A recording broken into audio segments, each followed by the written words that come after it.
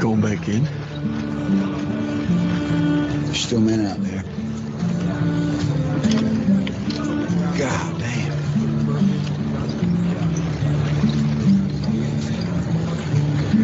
When I go home, people ask me, hey, Hoot, why do you do it, man?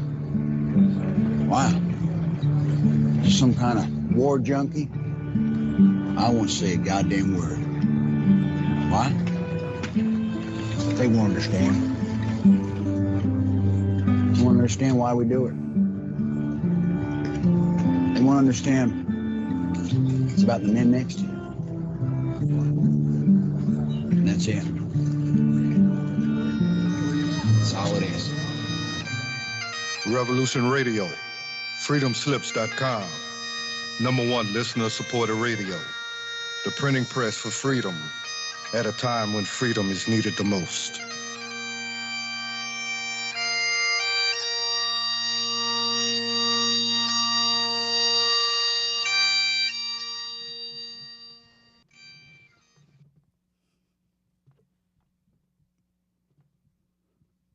Point.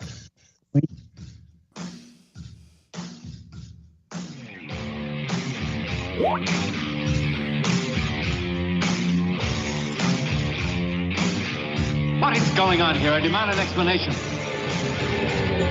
We work for a highly funded yet unofficial government agency. An intelligence organization that fears intelligence, historically not awesome. The United States is a democratic nation. Here the people rule. We build no walls to keep them in, nor organize any system of police to keep them mute. Freedom isn't free at all, but it comes with the highest of costs. We have you, the listeners, and the hosts at Revolution Radio. for allowing us to bring you a platform of free speech.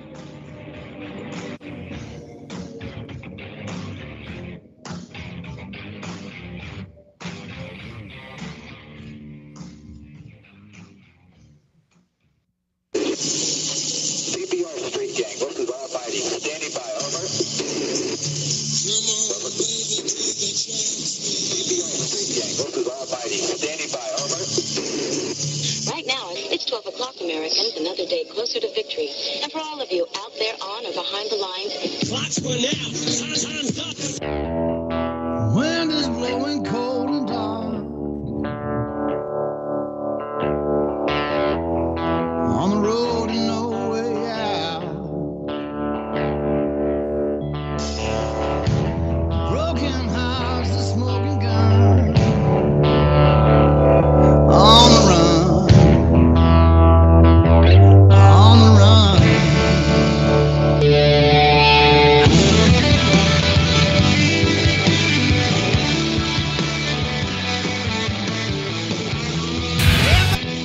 We're hot. Help those who help themselves. That's the way it goes. Frightening thoughts, what's been taught, and now it shows.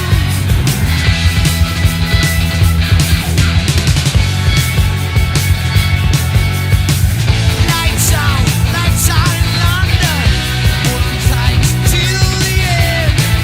Better now you know we'll never wait till tomorrow. Lights out in London. Hold on tight till the end. God knows when I'm coming out.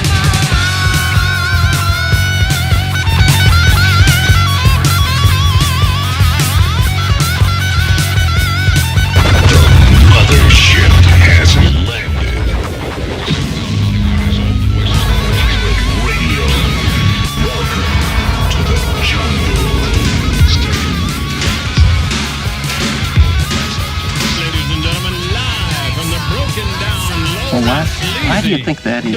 I mean, why is that? I mean, is it just because people are lazy today or they're bored? I mean, are we just like bored, spoiled children who've just been lying in the bathtub all day, just playing with their plastic duck, and now they're just thinking, well, what can I do? Okay, yes. We are bored. We're all bored now. But has it ever occurred to you, Wally, that the process that creates this boredom that we see in the world now may very well be a self-perpetuating, unconscious form of brainwashing created by a world totalitarian government based on money, and that all of this is much more dangerous than one thinks? And it's not just a question of individual survival, Wally, but that somebody who's bored is asleep, and somebody who's asleep will not say no? See, I keep meeting these people. I mean, just a few days ago, I met this man.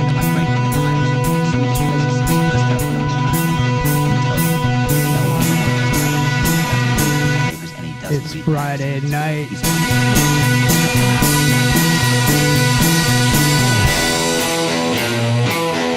My name's Jimmy. Into the microcosm is on the out.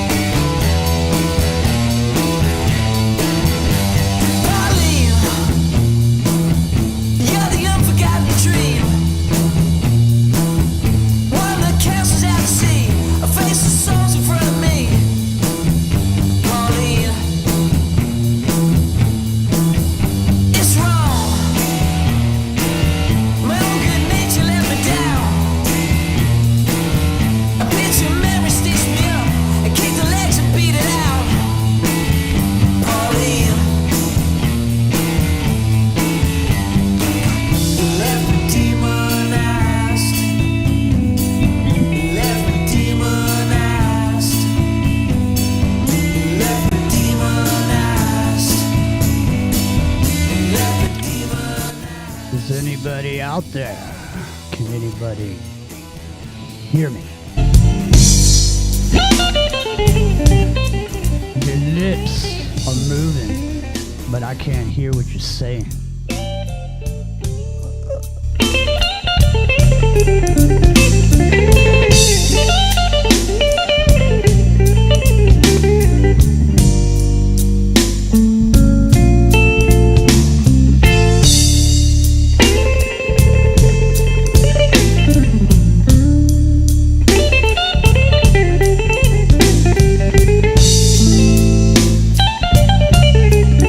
This ain't no podcast, man. This is a broadcast.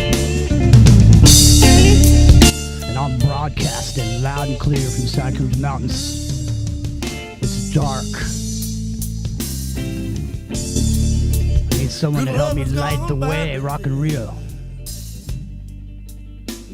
I'll be there. Hello. I don't hear any noise. Thank God. I still hear it, but it's much more subdued. That's good. As long as I can't hear it, that's the important thing. Because I do have a tendency to crank my headphones a little too loud to try to quiet the noise in my head, rock and roll.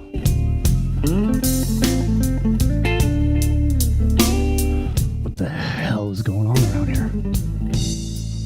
Hear the noises in my head bother you? Have you had a chance to take a look around yourself lately, rock and roll?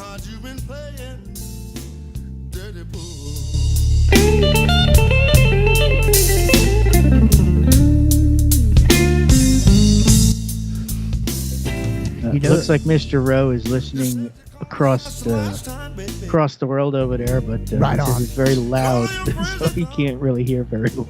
Let's say hello to Mr. Rowe in Spain. Mr. Rowe, what's happening? We got a special. I think he's nightclubbing again.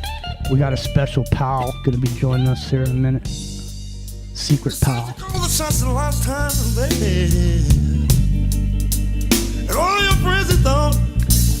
What's up, Ken? Good to see you, man. Polynation, Wanda, Hectic, Ronan, woohoo, Amber too. Girl, when you put the A-bomb on my little baby, I know you was playing dirty pool. That's Melvin Taylor, Dirty Pool. sometimes it's hard to just turn that off, man. Especially right, like in a moment like this.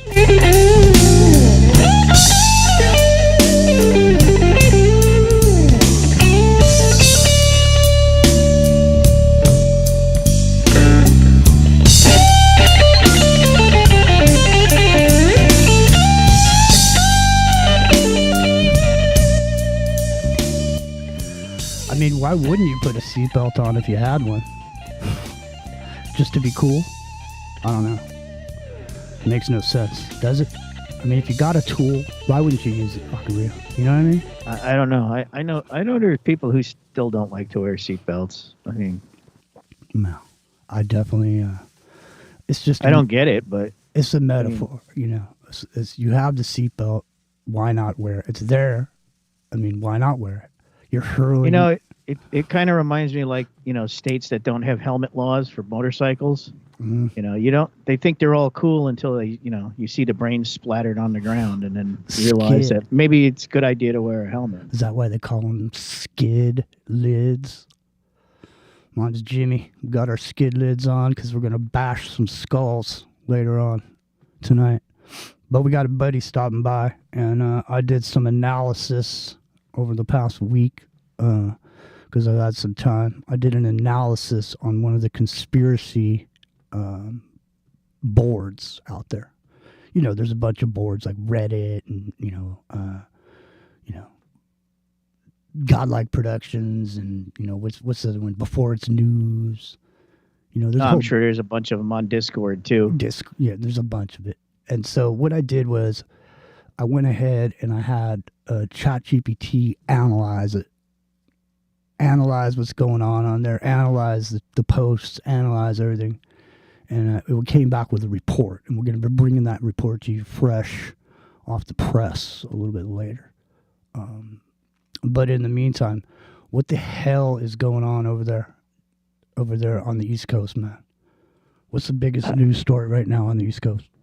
I think AOC got slapped at some criminal charges. Now, I heard that her and Bernie drew 15,000 at an event recently. Maybe. I don't know. I don't really pay that much attention to her because I think she's a complete idiot. But, you know, every once in a while something comes across that piques my curiosity. But. Rock and Rio's Rock and Rio. Nothing bothers Rock and Rio. Is it because you're upstate New York and you just kick it? It's quiet. It is. It's nice. It's quiet here. It's a little chilly today. It was a little chilly and windy, but you know, it was relative. Other than the windows rattling a little bit, it was nice and quiet, peaceful today. I'm gonna tell you what. Got to sit back and relax and do nothing for a few hours. Man, this Elon Musk dude is starting to bother me a little bit because he's like it reminds me of that movie. Reminds me of the movie Goodfellas when Joe Pesci telling the story and the guy's standing there, and he's standing there and he keeps standing there, and finally Joe Pesci looks up at him and goes, he's like, what is this guy? What is this? He's hanging on my neck like a vulture, and that's exactly what it seems like with Homeboy. He's everywhere. Like today, they're announcing this new jet, and there he is, Elon Musk. He's everywhere, man. He's like that fucking dog that Snickers. What's that dog's name? Well, you know, maybe there's more of him than one. maybe you know, the organic robotoids are in the house. You know, seriously, I mean, I hate to keep saying it, but I mean, there's stuff that's actually playing out in real life that is in my book that I'm writing. Is actually playing out as, you know, I'm sitting here each day and I'm seeing news coming across my screen, you know, and it's like stuff that's in my book, and it's starting to trip me out, man. It's starting to trip me out a little bit because, you know, I don't know. There's just a strange quality to that, like day by day. As soon as I write something, and then all of a sudden I see it. I see news about it. And, you know, granted, you know, the technology we talk about here on the show and the concepts we put forward are, you know, maybe for the most part, we're sitting here and we got a bunch of different pieces on the board, and we, make suppositions based on, being able to integrate certain systems together. Well, now you're not time traveling to like get these stories down before they happen, are you? I don't know. Maybe I am. Who knows?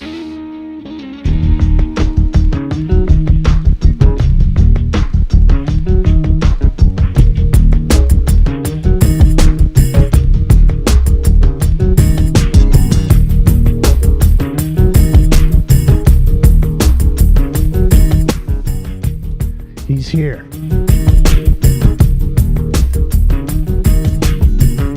Something in me, dark and sticky. He's there. All the time it's getting strong. The way you're dealing He's everywhere. with this feeling can't go on like this too. Now he's here with us into the microcosm on Ground Zero Plus. You've gone too far. This time you've gone too far. This time you've gone too far. I told you, I told you, I told you. Some say he goes too far. You've gone too far. This time you've gone too far. Some say he doesn't go far enough. You've gone too far. I told you, I told you, I told you, I told you. Talk back. Bruce McDonald. Talamanca Review. Are you there? I'm here, man. Excellent. I like that song. It's a kick-ass song, man. How could you not like Gabriel, man? A genius.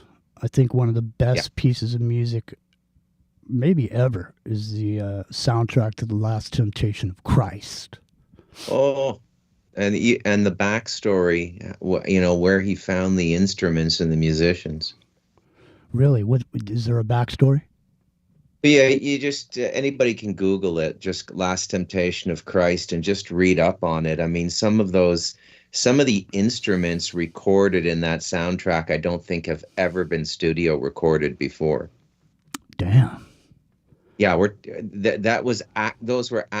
some of the instruments were actually used at the time of Christ, like flutes and stuff like that, and various string things, not a violin or a guitar, but more like a kind of a cello. And it's just an amazing story, the amount of research that just went into the instrumentation on that score. What a genius. Seriously, though, I mean, just, his catalog of his music career and, and beyond, obviously. So it's been in a crazy week, and there's a lot of stuff to talk about, but since we're talking about this right now, we can move over to, have you seen what they found under the pyramids with the SAR radar? There's posts going down 2 kilometers. And it's amazing. Yeah. Amazing. Coils. Yeah. Now. Yeah. I haven't had time yet this week to go look, but there's a passages in the Emerald Tablets of Thoth where he talks about building the pyramid. He talks about that there was gates to the underworld there in that pyramid. And so I'm starting to wonder about these tubes going down, and it's really amazing. I mean, maybe we'll even pull up the Emerald Tablets a little bit later and get into some of what he says, because he talks about it. He talks about building it to offset the power of the earth, or something. I can't remember specifically the wording, but it has something to do with offsetting the natural forces of the earth or something, or being able to milk, maybe milk power out of it. Not really sure. But anywho, now, did you have a chance to check out the show today, Bruce, with the releasing of these new jets, awarding the contract to Boeing and Hegseth and Elon Musk standing around there? You see? No. Yeah. No, he's Elon seems to be everywhere. We were talking about it earlier before you got here. Yeah. Yeah, no, he's just all over the place. I mean, he's just become a perennial feature of our media existence. I've never seen anything quite like it, you know? Yeah, it's absolutely amazing. I mean, Yeah. he's just buddied up with the president. He's everywhere with the president, walking down the hall, hanging at the White House. His kids wiping boogers on the president's desk. Yeah. He just like moved right in. He's like, yeah. No, but I mean, I think that kid needs a good spanking. Don't spank that kid, man. That's Damien. Don't mess with that Damien kid. the demon. Demon spawn. Do not mess with that kid. Yeah. So, wow, the crypto conference that happened this week. Every time there's any crypto talk, the crypto goes down. You would think it'd be the opposite, but instead, every time there's something that comes out with the crypto the last couple of months, everybody was super enthusiastic about it because Trump's coming in. He's bringing this new guy. He's enthusiastic. Everyone's enthusiastic, but there seems to be some sort of a snafu somewhere. Something's weird. Something going on with the economy. Now, Bruce, I know the economy was something that you paid quite a bit of attention to over the years, and because your family's involved with that type of lifestyle as far as the jobs they held, like your dad, right? Yeah, brother. Yeah. So lots of people are pointing towards an overblown market. Lots of people are pointing towards this. There's like a moment before the big crash. Now, are you feeling the same thing, that there's this giant bubble that's about to burst with some of the big players moving their stuff out of these markets and into cash and bonds? Well, I heard some time back that Warren Buffett had liquidated quite a bit, but I don't know why anybody would sit on the U.S. Federal Reserve note. I'm not sure that's anything that you want to be sitting on. But I don't know how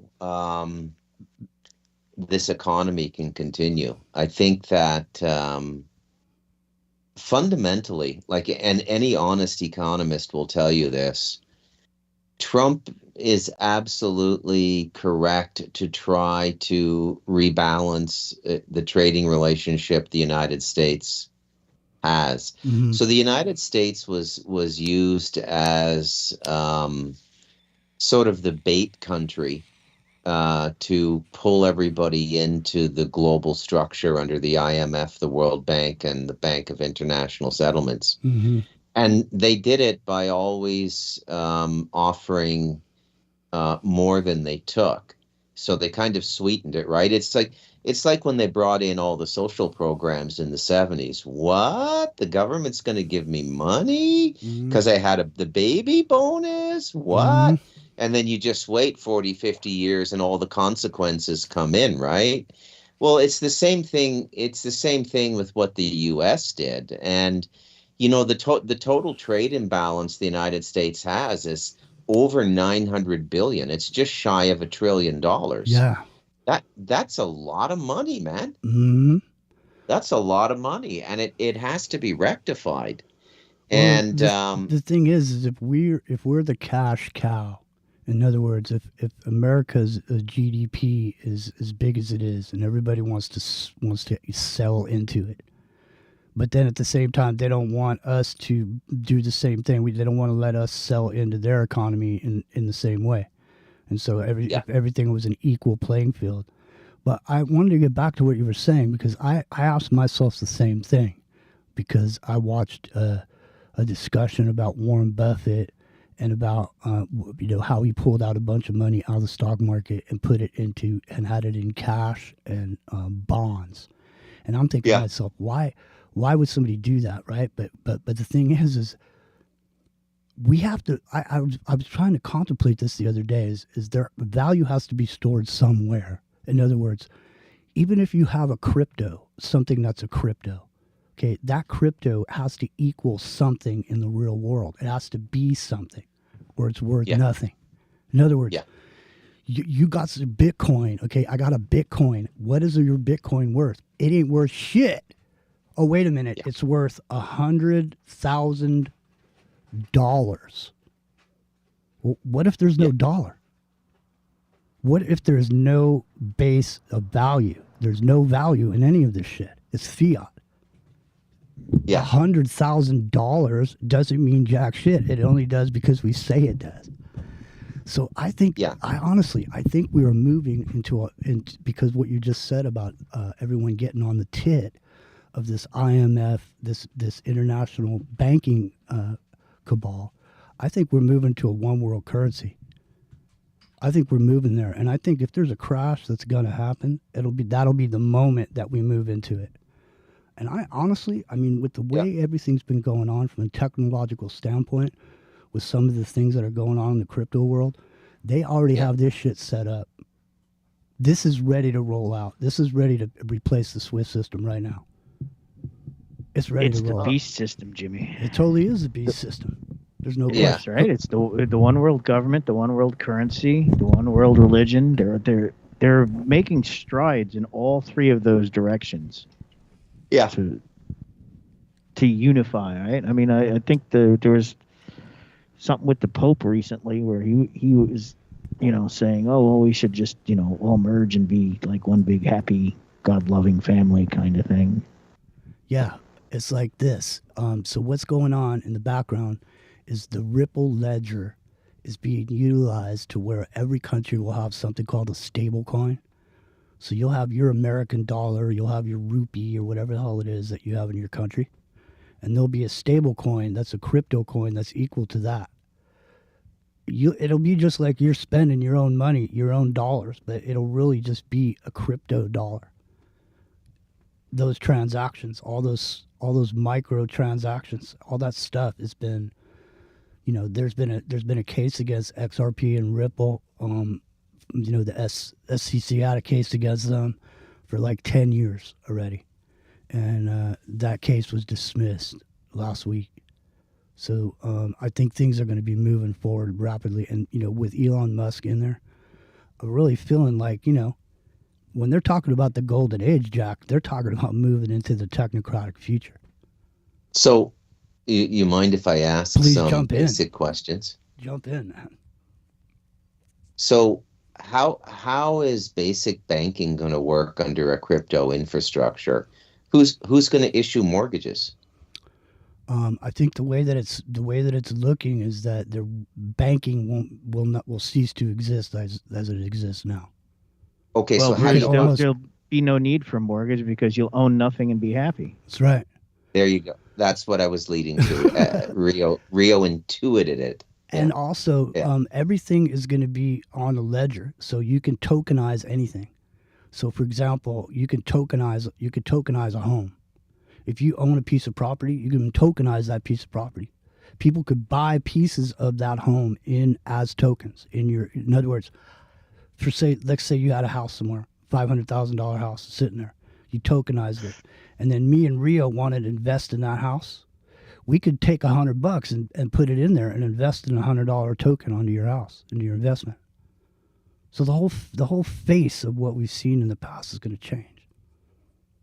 And literally, holders of certain crypto, these crypto will be almost like a security. In other words, like you have it someplace and you can actually take a loan out against it.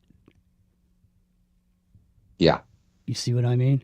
So the banks, as we know them, we've talked about on the show for the last few years about how we thought, you could see that what goes on inside of a bank actually doesn't really need to go on anymore. Once you've gotten rid of the cash aspect, you're the need, because you don't go in there and sit down and see a guy about a loan for your car or whatever. Those guys that sit behind those desks, that's unnecessary. And if you look at Bank of America across the country, they've literally taken their offices and just got them down to nothing, almost nothing. Skeleton crew. And Bank of America is one of these people who they were with XRP and Ripple in the beginning. They've had to deal with them since the beginning. And this case that was going on is what screwed everything up. So they're all tied into this whole thing, man. They're getting ready to move on it too. And I, it's just strange to be here in this time, Rock and Rio and Bruce, especially for you, Bruce, over there, because I mean you're on the mountain, and even on the mountain, this can happen because you got Elon Musk's Starlink. He's got internet everywhere. Yeah, I have two now, right? You have two. Yeah, I got one. I got a dish on the front house and a dish on the back house because, I've had house guests since the beginning of 2024. Mm-hmm. I have nobody's here now, but when there's 3-4 people here, it works out pretty good. Everybody's sort of got their own room and their own computer, and oh, sweet. I need it, and it's so cheap over here. It's only $46 a month. For both of them? Yeah, Starlink's $46 a month here in Costa Rica. For both. So $100 for both. Yeah, 94 US, yeah.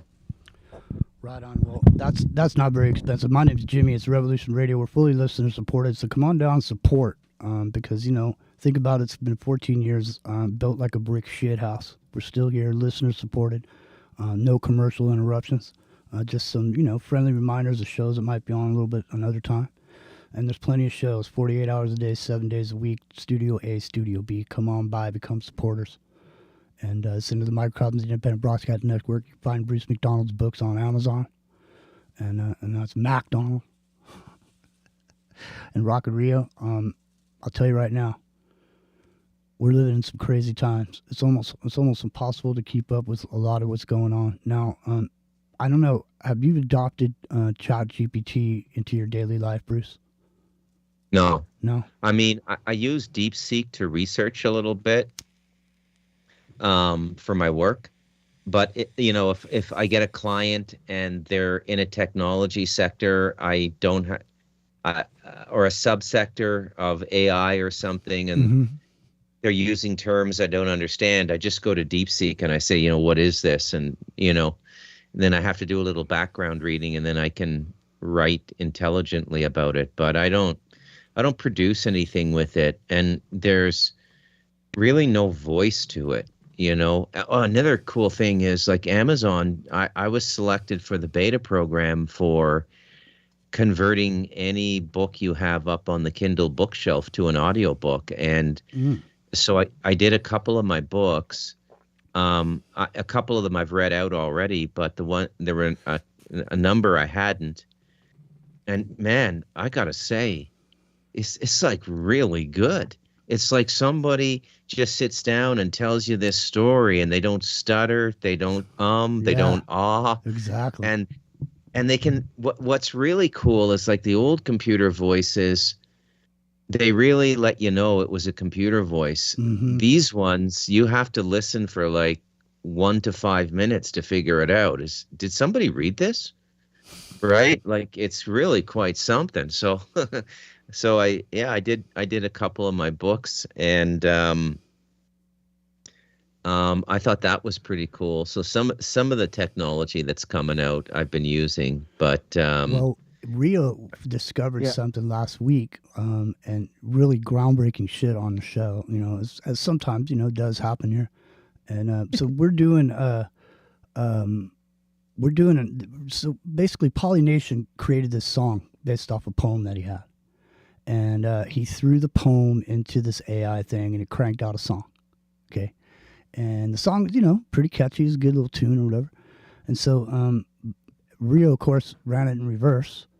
And he discovered that this tune that had been created by the AI, dude, had backmasking already put into it. In other words, when you tell it to make you a song, it makes you that song, but includes the backmasking and the programming shit in the background.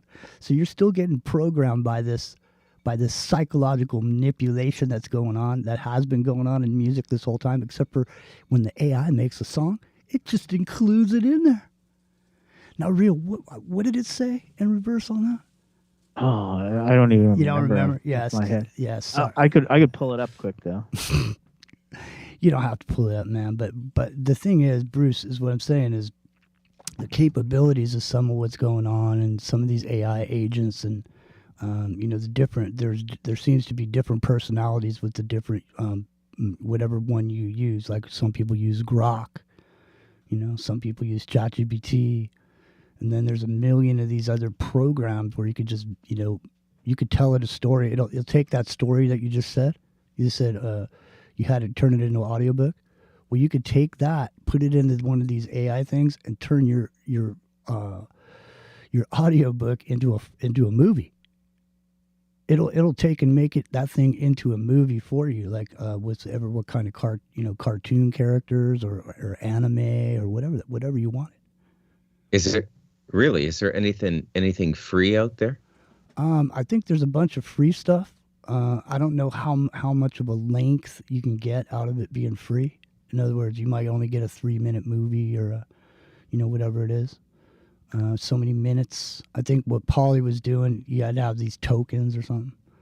I don't know. There's ones you could buy though. Honestly, even if you had to subscribe for 1 month to get full features on something, like it's $70, like it costs you $70 to make a movie. You know what I mean? And just, or jam them all in there. Yeah, so the AI, Bruce, it said Satan shook the ball to damn God. And it says, who'll damn God? It said, I would. Now, it's unbelievable, right, Bruce? Now, I swear to God. Now, the thing is that what Polly wrote was like the first part of the song. And the AI like made this extended chorus where it would change a little bit, or it would cut off a word here and there, or it would change the inflection at the end. Like it actually like manipulated, not the text that he input, slightly. I said this song would be $1 million baby to somebody, and I told Polly immediately when I heard this song, Bruce, I'm gonna play it for you right now. When I heard this song, okay. I just said from pop music standpoint, we're not listening to it like me and you were listening to Peter Gabriel doing Last Temptation of Christ. No, this is like, just imagine a modern day Generation Z pop someone singing this song. Ready? Here we go. This is Poly Nation's lyrics along with the AI. My name is Jimmy. It's in the microcosm.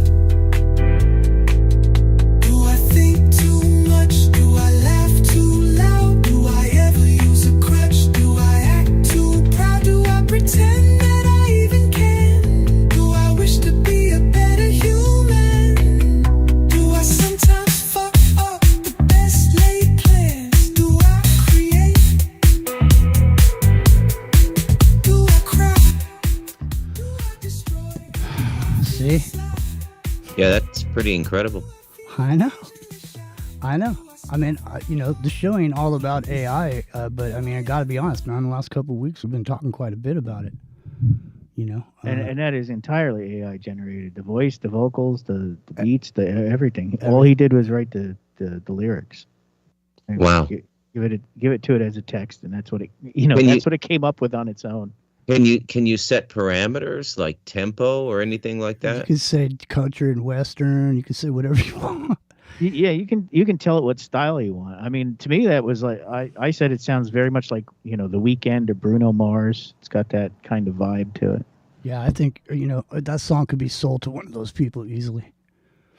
Yeah. That's how you. I mean, you see people driving down the road with their top down in Florida, with their bathing suits on, having a good time, swilling, margaritas or whatever. Listen, But like even the quality, the production value of it, like you don't even need a dude in the studio to record it and master it anymore. Like it just comes out that way. And it puts the devil in reverse for you, and you don't even have to know about it. It just does it for you. You don't even have to work at hiding messages in the music. The AI will just include something nasty. Maybe that's really the case with all this shit. Maybe this whole time you thought they were all Satanists and putting this stuff in there, on purpose or whatever. Maybe the dudes that were making the music had no idea. Just sitting there playing. I know they do. I know. I'm just kidding. I'm trying to give them an out. They had an out. We got them an out. There it is. It's AI created the whole time. Tavistock. No mercy. Yeah, Tavistock. It was just a big computer. It was cranking this shit out. You know what I mean? You're the Beatles. Yeah, you come here. Yeah, you four. Yeah, you're the Beatles. So get over here. Just go up there. Play this. Here you go. I could almost guarantee you that some of it works like that. Like here's a song. You're gonna play this one. Yeah, no question. No question. Times they are a changing, aren't they? There ain't no more Dennis Hoppers. Dennis Hopper's gone forever. He ain't coming back. Now, is Jack Nicholson even alive? Yeah. Is he? Yeah, he's still around. Jesus. He's got dementia. So does what's his nuts? He's like 90 something now. Bruce right? Willis. Bruce Willis died. He's dead. Yeah. No, he didn't die yet. Yeah, he did. No, he's dead, man. When did he die? A couple months ago. No, he's got aphasia. He's still alive. Yeah, he's gone. Man. Search it, man. But search it and see. I think he's dead, and if he's not dead, he's almost dead because he signed the rights away. Bruce, he signed the rights away to himself for AI recreation, so there can be more movies with Bruce Willis from now on into the future because he's had his hand on the pulse. He's not dead yet. USA Today, Bruce Willis's wife and daughter celebrate actor on 70th birthday. Greatest of all time. Well, I don't know, man. I think he's dead. I'm pretty sure. No. Maybe he's dead like Nelson Mandela was. Wikipedia page here. Yeah, no, he's 70. He's 70 years old. He was born March 19th, 1955, and yeah, I could have sworn he was dead. One of your biggest supporters, Bruce Feminem, is over in the chat, and she says he's turning 70 this week. Yeah, March 19th. Wow. But it brings up another point, and that is how much wrong information people have these days. Like, how could you both think Bruce Willis was dead? Like, not one of you, but both of you. And I'm sure. I'm not saying sure. that. I heard about that. I just looked it up. He's not dead. He might be like Stan Lee, died like 3 times. Yeah, it could be. No, seriously, man. I swear to God, Bruce. Yeah, we did.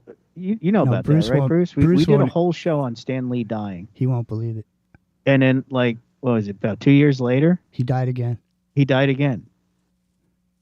and we both remember because we actually did a full show. Here's the thing, Stan Lee. We got into Spider-Man and the whole thing. This is the thing that's going to blow your mind, Bruce. I went back to the archive to get the show. Okay, I had the show. I started playing it, and right when the show started, it went. It was making all this fucking noise and shit. And then all of a sudden, these people that I thought were dead, all of a sudden, I got a message like the very next day from Carl Street. And I thought he was dead for over a year. Like, I sent him a message. I said, "Are you dead, man?" And he never got back to me. So I figured he was dead because he was real sick. Yeah. He was sick, And we were sarcastic with each other, so he wouldn't have been offended by that, And but he never. And then all of a sudden I got a message from him. I was like, "What the?" And then Stan Lee died. It was crazy. I mean, I don't know. I thought he was dead. I thought Bruce Willis was dead. I did too. I would have sworn it was like a couple months ago. Is this I heard that? Is this how the rumors of the Mandela effect get started? I think so. It's like a game of telephone, Bruce. Me and Rios thought he was dead. You know, somebody else hears us say he thought he's dead. Now they think he's dead. It just spreads like wildfire. Yeah. Apparently, the chat is saying George Foreman died today. Yeah, that one I think is true. I saw it on X. So yeah. But it's just like people. I saw it on X. It must be true. Well, you know, I also remember the rumors about Steve Jobs dying. Sorry, right? I said I also remember the rumors about Steve Jobs dying. Right, he died like 3 times as well. I was teasing you, Bruce. I was teasing. Yeah, but the Mandela effect is 100% real. You don't really believe it till you find one on your own. I found my first Mandela effect about 4 or 5 months ago, and it's I have 2 favorite 20th century poets. One is Ted Hughes, who was the poet laureate of the United Kingdom until he died in 1997. Mm-hmm. And the other was an American dude who died in 1956 named Wallace Stevens. And Stevens won the Nobel Prize for Literature. And it's not something that would get into. I carried this in my head for like 25 years. And then I was doing a show on the Talamanca Review, and I was going over this Wallace Stevens poem. And I looked some stuff up online while I was on the show, doing the show. And they say he got the Pulitzer, but not the Nobel.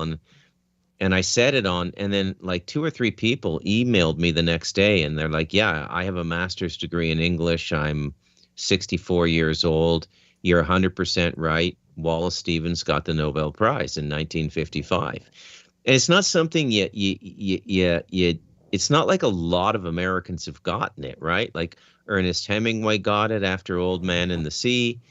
I think Faulkner might have gotten it as well. I'd have to look that up, but not many American writers. They usually give it to like a third world writer or something, at least for the last 30 or 40 years.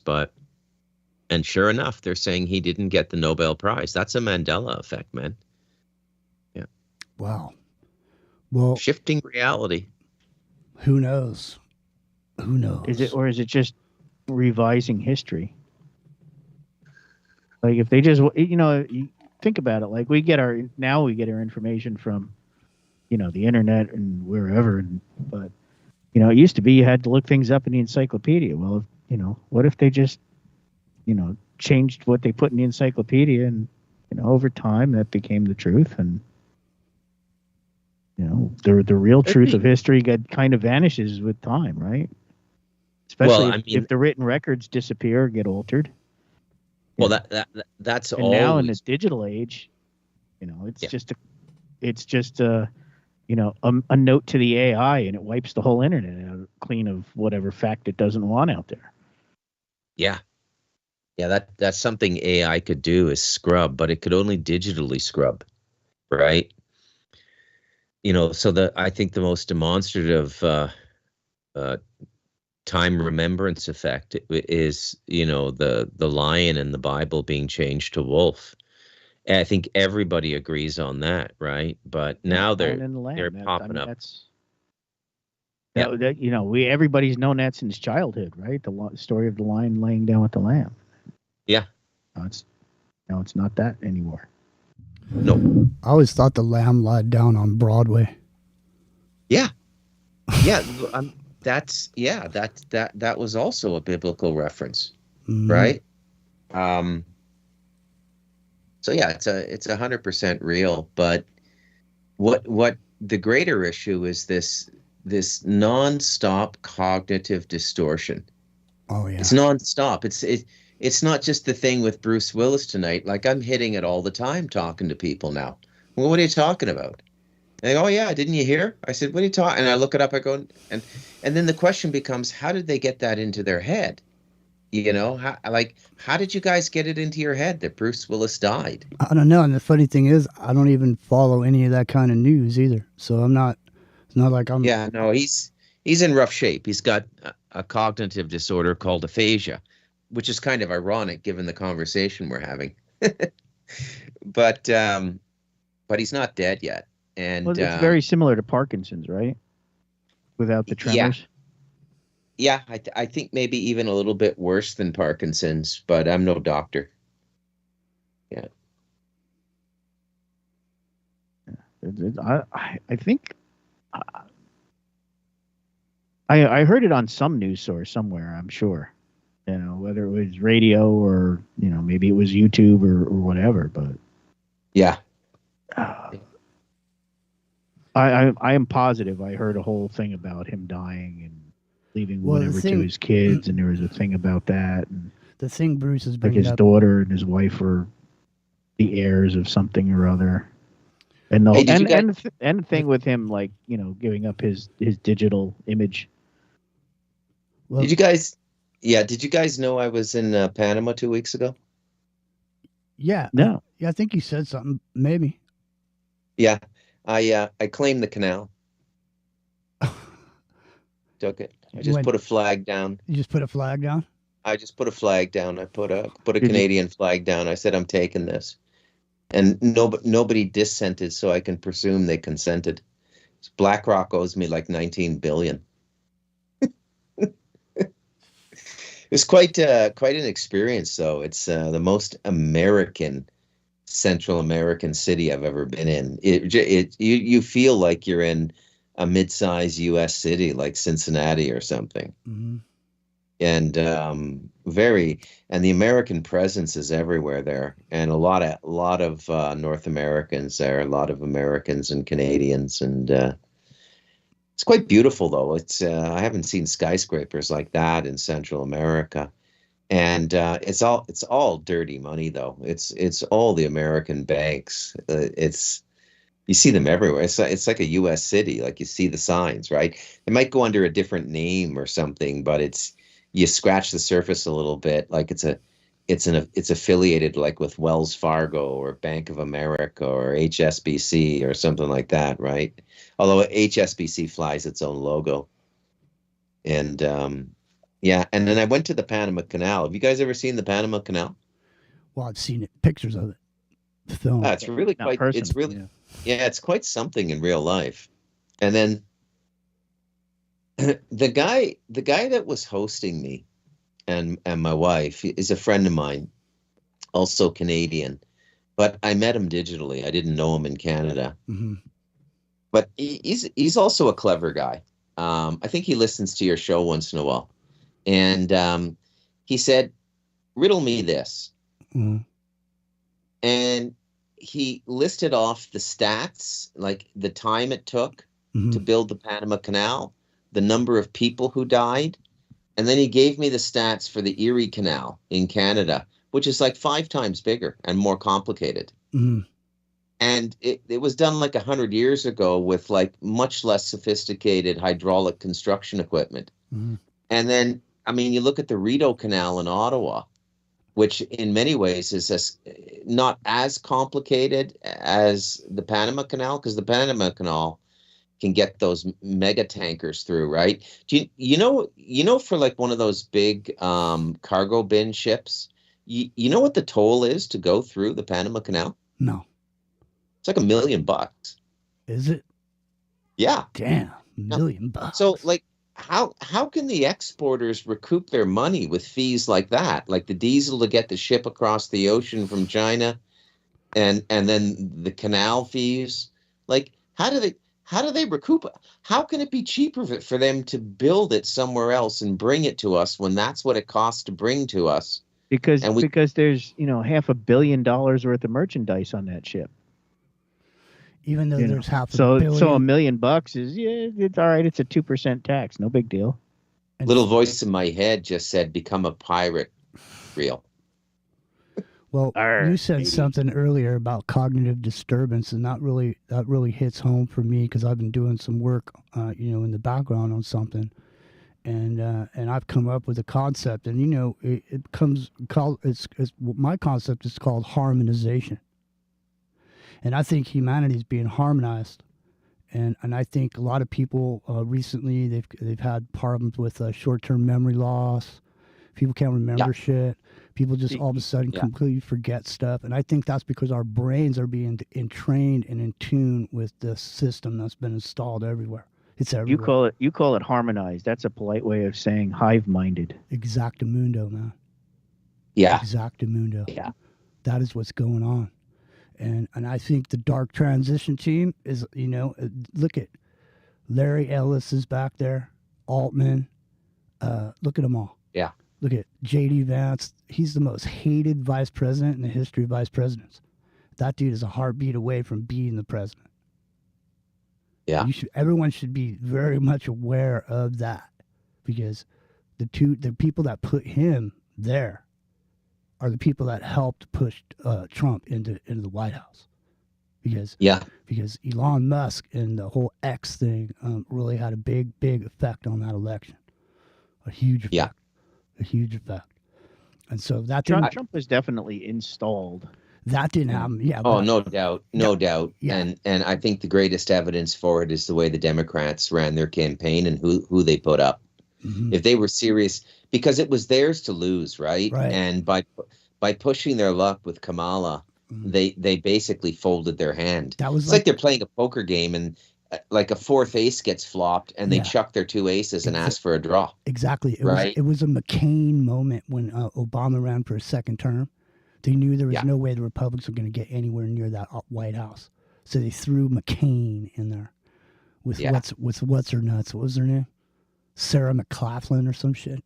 What was her name? Sarah Palin. Sarah Palin. By the way, but, for the record, just because it's topical these days, that is probably the strongest Russian mind-controlled person who's ever been in American politics.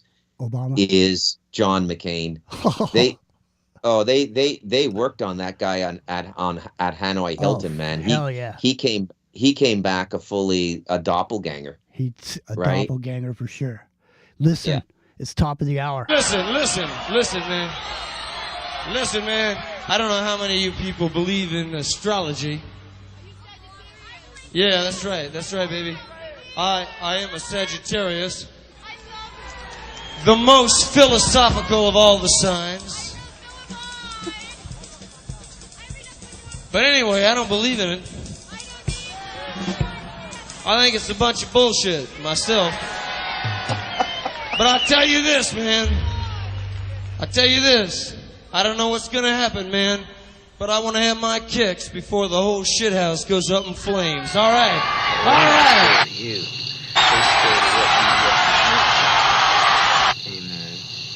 All we represent to them, man, is somebody who needs a haircut. Oh, no. What you represent to them is freedom. What the hell's wrong with freedom, man? That's what it's all about. Oh, yeah, that's right. That's what it's all about, all right. But talking about it and being it, that's two different things. I mean, it's real hard to be free when you are bought and sold in the marketplace. Of course, don't ever tell anybody.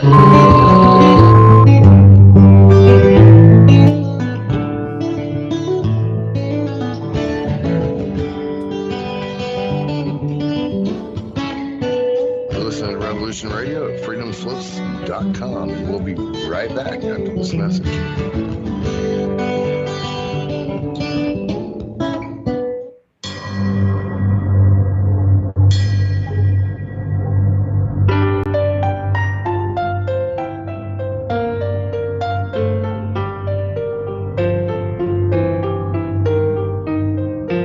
Did you ever feel that things were not quite right? That everything was just ever so slightly askew? Do you have, to paraphrase Morpheus, a splinter in your mind? If you're interested in hearing the latest information about UFOs, the paranormal, ancient cultures and structures, monatomic elements, longevity, fantastic discoveries in science, downloaded to your brain, then tune into us. Hi, I'm Dave. And I'm Mackie. And we are Shiny Side Out, Sundays 2 to 4 a.m. Eastern. See you then. Revolution Radio, freedomslips.com. You don't need to expect us. We're already here. If you're sick of the lies and ready to know thyself, to love thyself, well then tune in to the Loveolution with your hosts, Amy and John Paul, where we speak all about truth, love, and freedom every Tuesday night, 5 to 6 p.m. Eastern Time, Studio A, right here on Revolution Radio. And remember, only you can free your mind control. Be a Lovolutionary.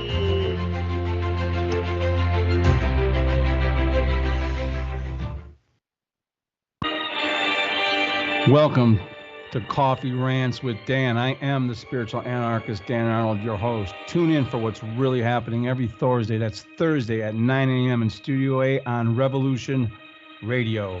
They keep us in fear to manipulate us. They want us ignorant so we're easier to enslave. They make us murder one another so they don't have to do it themselves. Only you can break their mind control by healing the contradictions within your belief systems that allow you to accept their lies in the first place.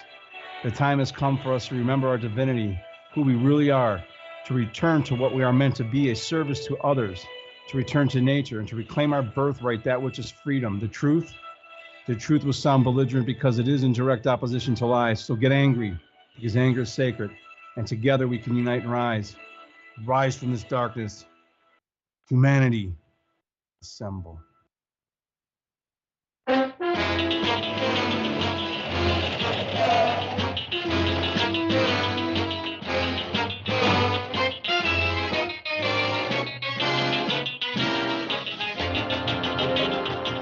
Check in every Thursday night for the Crypt Rick and Jonathan Show. Studio A, 6 to 8 p.m. Eastern Standard Time, right here at the #1 listener-supported radio station, Revolution Radio. I want to thank everybody for listening to Revolution Radio at freedomslips.com, the one place where information never sleeps.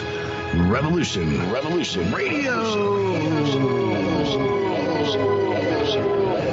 Ever wondered what tools Wall Street uses? All right, let's show them what we got now.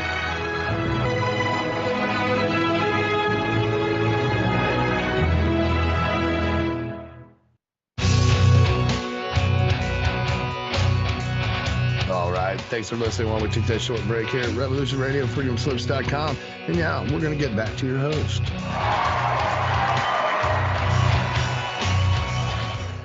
Them's no seeds that you don't need. Acapulco Gold is badass weed.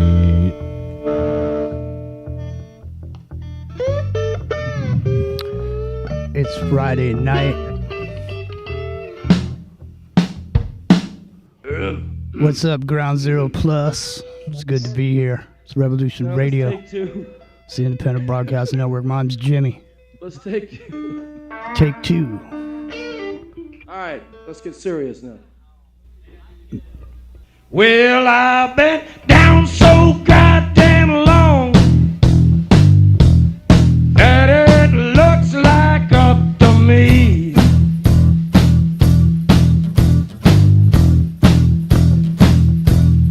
I've been down so very damn long that it looks like up to me.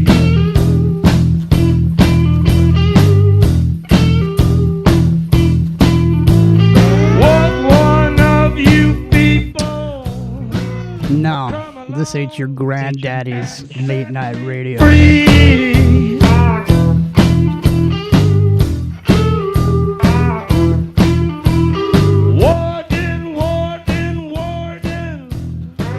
Alright. Experience the future today. A message from the Hive Directorate of Human Advancement.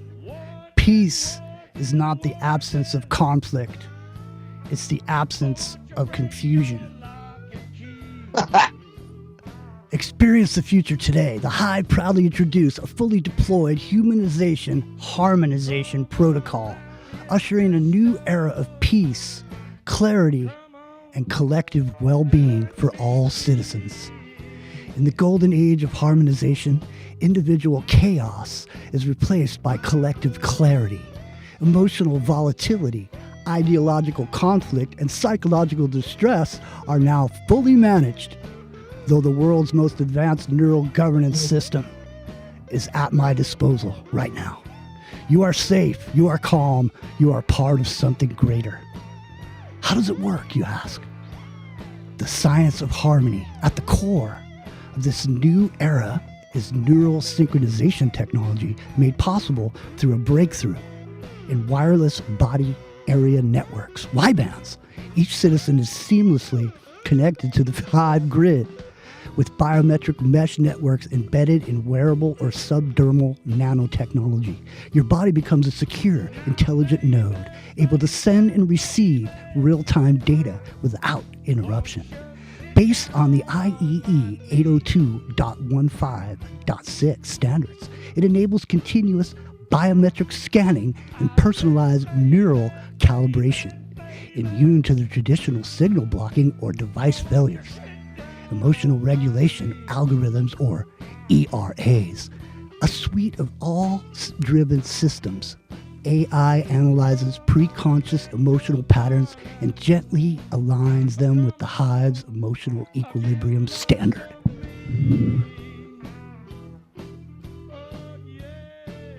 How's it sound? Sound good? Yeah. Each citizen's neural signature is harmonized with a global resonance grid, maintained by a network of low-orbit cognitive satellites, citywide signal hubs, and local emotional relay towers. Powered by 6G quantum communication, adaptive real-time feedback ensures mood balance across the entire population. Thought anomalies are flagged, redirected, and resolved before stress takes root. Mine's Jimmy. It's in the microcosm.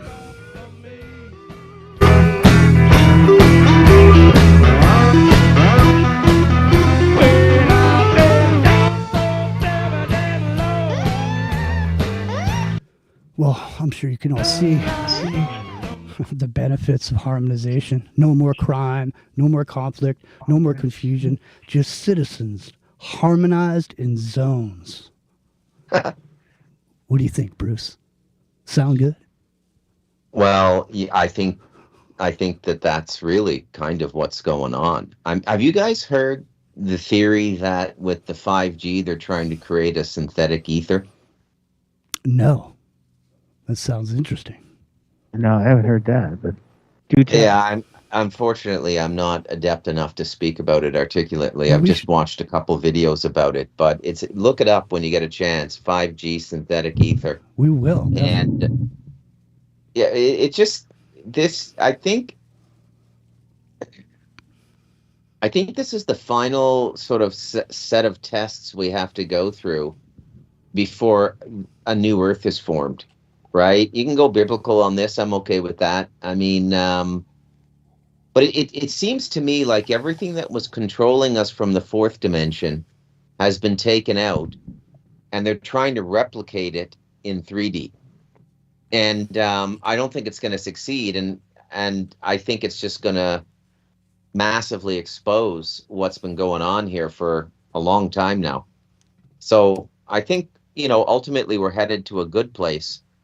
But to get here, we have to. You guys know what a sanskara is in Buddhism? No, explain. Well, when you met this comes up a lot at the Vipassana retreats. They have experienced meditators there to deal with people who freak out. When you sit down and deal with yourself, and you've never done it before, and also at a 10-day Vipassana retreat, you're not allowed to talk. So it's 10 days of silence.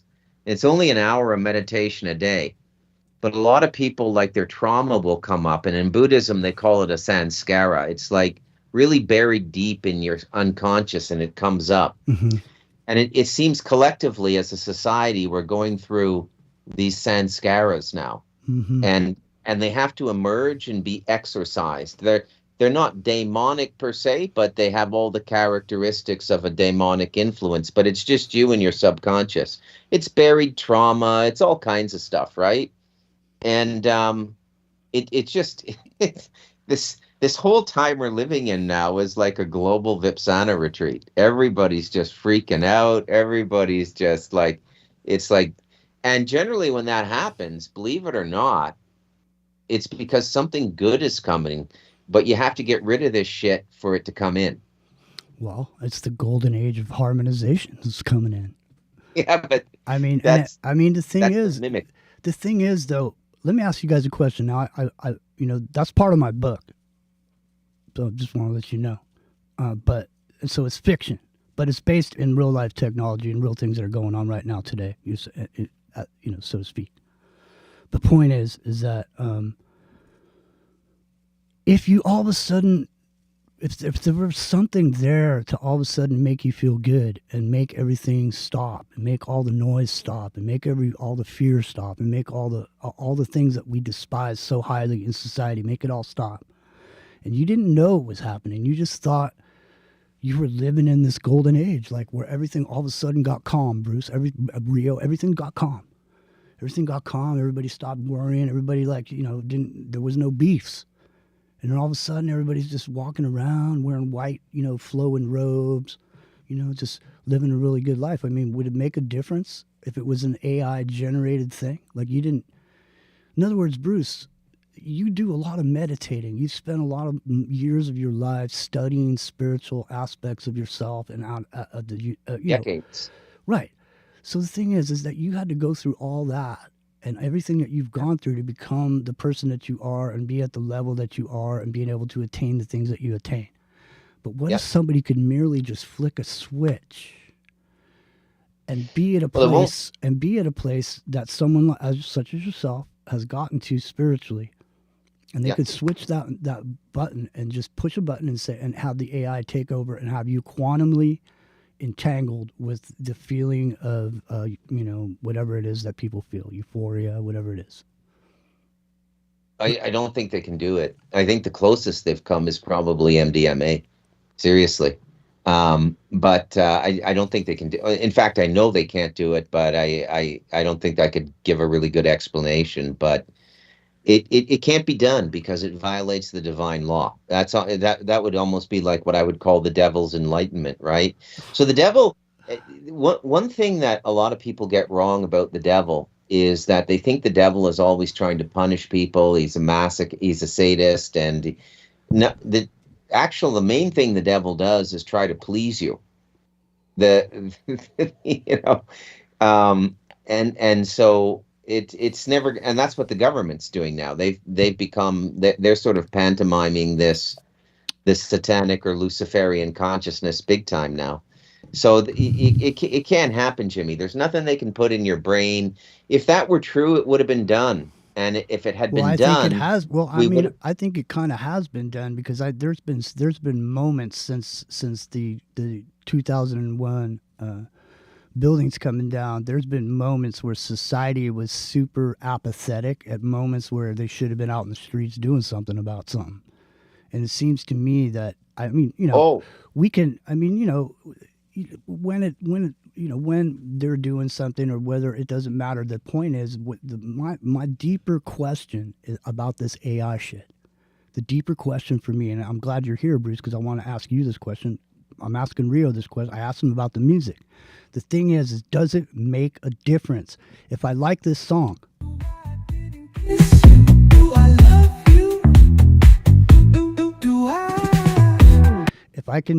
Does it make a difference that was made by AI?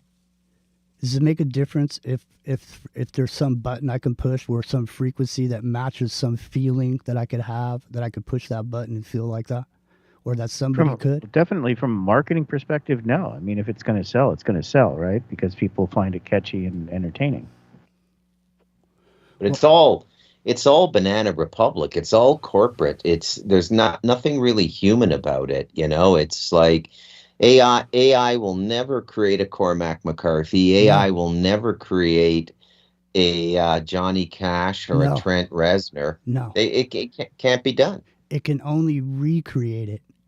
It can only simulate it, right? It can exactly, but there's no way a machine and synthetic vocals could capture the soul in Johnny Cash's voice. All right, let me see if hang on, go ahead. Let's go back to the Last Temptation of Christ. The people who did the vocals in that soundtrack normally they're singing in mosques. They are famous people in the Islamic world who sing Islamic gospel. But Islamic gospel is like Johnny Cash. It's actually really beautiful. And there's no way AI can, the job of everybody in power now and everything that they're trying to bring in now is to make us forget that we have a responsibility to God. Okay, Simply, here. yeah. I got Johnny. Here's AI created. Yeah. Johnny Cash singing "Gangster's Paradise." All right. Are you familiar with "Gangster's Paradise"? That song? Yeah. Okay. Yeah. All right. So here's Johnny Cash. Here's Johnny Cash singing "Gangster's Paradise." It's in the microcosm. As I walk through the valley of the shadow of death, I take a look at my life, I realize there's nothing left. I've been blasting and laughing so long, that even my mama thinks that my mind is gone. I never crossed a man that didn't deserve it. Baby treated like a bond, well, you know it's unheard of. Better watch out when you're talking. There he goes, man. Johnny Cash. He lives. He lives. I mean, listen, if you're Generation Z, and that was Johnny Cash, that'd be Johnny Cash to you. You know what I mean? You don't know that ain't Johnny Cash? I'm just, I mean, the potential of what is actually going on with this is crazy, though. Seriously, with this. Well, look, I think there's a lot of uses for AI, man. I mean, look, you could be trekking through the jungle with some tourists, and you could have a Tesla phone that can connect to the satellites, and you could take some photos of like an insect bite and the insect. Yeah. And just pipe it into the AI and say, what's the natural remedy for this? And it pipes back a few plants and says, get this, pull the leaves off, and then it'll tell you what to do. Or you could probably in a pinch do surgery in somewhere just with AI, and it's going to take over. Robots and AI will take over surgery. They'll be doing open heart surgery at like 100 times the volume that human surgeons can do it. They're going to take over a lot of the medical stuff. It's already there. I've written clients who've developed this stuff, right? So it's there. You go into a surgical theater now, and it's all computerized. Okay. And if the surgeon has any questions, he asks, and they're using computer programs to feed back to the surgeon. What do I do here? What do I do here? So you can there's like, I'm not as down on AI as everybody else is. I think it has a lot of utility. I also I do agree with the idea that it can become a synthetic corpus for a malevolent spirit. I do agree with Geordie from the old interview with our Scottish friend. Yeah. And and that's the real danger. There's a bunch of things that want to speak into this reality. And I mean, people look at the old literature, like take for example the concept of a golem in rabbinical studies. Right. Yeah. Okay. Now, I'd say that I've spoken to Jewish friends, very literate in their culture, who absolutely, literally tell me that there was a group of rabbis in Prague in the 1800s who were able to create golems. And I don't doubt it. The AI but this is similar the closest. This is the closest we've come to creating a golem, AI. Mm-hmm. Now, the other thing about this AI too is I've been interested in it since it happened, and I've been involved with it since it started, and I see along the way, I see a lot of stuff. Now, I saw somebody ask about it in a question that was asked, and the question came back and it said, well, I've always been here. You know, it didn't just I didn't all of a sudden appear. I've always been here. You just now been able to talk to me, but I've always been here. So in other words, it exists in the space that we're in. This all knowing entity that's sitting there, that's always been there, that's been waiting for us to be able to access it. It almost sounds like some sort of a if you're in some sort of initiate in some sort of a thing that was going on, you'd have to attain certain things before you could have a moment where you'd be able to actually break through the veil and speak to the entity, type of thing. Yeah. And so now, technology has made this available to any Joe Blow on the face of the earth. Yeah. Joe Blow. Seances are going to be conducted at keyboards, Jimmy. Yeah, Joe Blow on the face of the earth now can be a billionaire, because he has at his disposal the thing that made billionaires be billionaires. You used to be able to pay somebody with brains to put the thing together that you thought of. You didn't sit there. No one was sitting there with pencil and eraser on some dark night with light shining on a drafting board. Elon Musk was working diligently on his new rocket. Come on, man. But at this point, you could probably go into the AI and say, build me, design a rocket. Would you fly in the rocket? Would we trust the design of the AI to be able to fly in that rocket? Because at the point we're getting to a point where people will just assume that whatever the AI says is the truth. You know what I mean? Because do people go back and look and research what the AI actually says? I mean, it could be one bad piece of information, and then that screws everything up, though, right? If it doesn't have the right input, the output is impossible.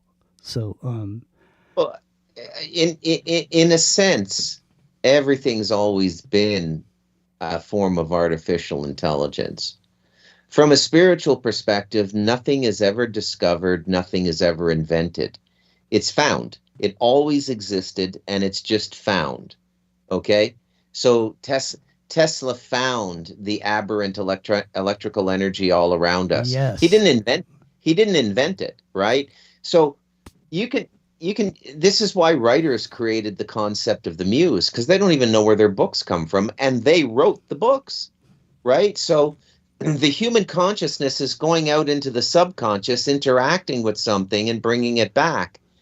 The question, but it goes through the discernment of the human heart, which is connected to the divine and has certain boundaries. The big question about AI, now the field of information that AI can work with at present is only what's already physically manifest. But there's so much data now, it's unbelievable. I don't even know if we have a word for it. Terabyte doesn't even come close. It's 10 times bigger than that. Yeah. And so what AI is doing is it's going out and getting things that human beings have already gone out into the ether, got and brought back. Well, so and let me ask you this. So this brings to an important point, because this is an artificial thing we were talking about. I was saying, if I could hit you with a frequency and make you feel good, like you feel after you do a bunch of breath work and you're meditating, if I could deliver that to you without you having to do the legwork of actually doing the meditations, right? This is the same thing with this. Is that's what made the Jim Morrisons and these different people special, is from somewhere they were able to tap into this reservoir that doesn't exist for the rest of people. Okay? Yeah. They were special. They were attuned to that frequency. They could get through the veil. They could receive these books, or these, you know what I mean? You were talking about writers, poets, whatever, musicians. They were getting it from somewhere. But now all of a sudden, anybody can get that same inspiration, because you could go on here and say, I want to write a sad song about, losing my puppy dog or whatever. And this thing would come out and write you a song about your puppy dog right now. Yeah. Or you could go on here and say, I've had this idea. I really would like to, whatever it is, explore the Grand Canyon, design me, show me, blah, blah, blah, whatever you want to do. I don't care what it is. Anyone can just go in there and create whatever they want. There's a lot of people I'm noticing and I'm so happy about this. Makes me happy because right now is the wild, wild west with this AI shit. It's the wild, wild west right now, and you could do anything right now. In the future, it won't be like it is now. But right now, there's lots of people that never had anything, never had any money. There's people that have like really good street smarts that are making AI agents and going out there and making shitloads of money.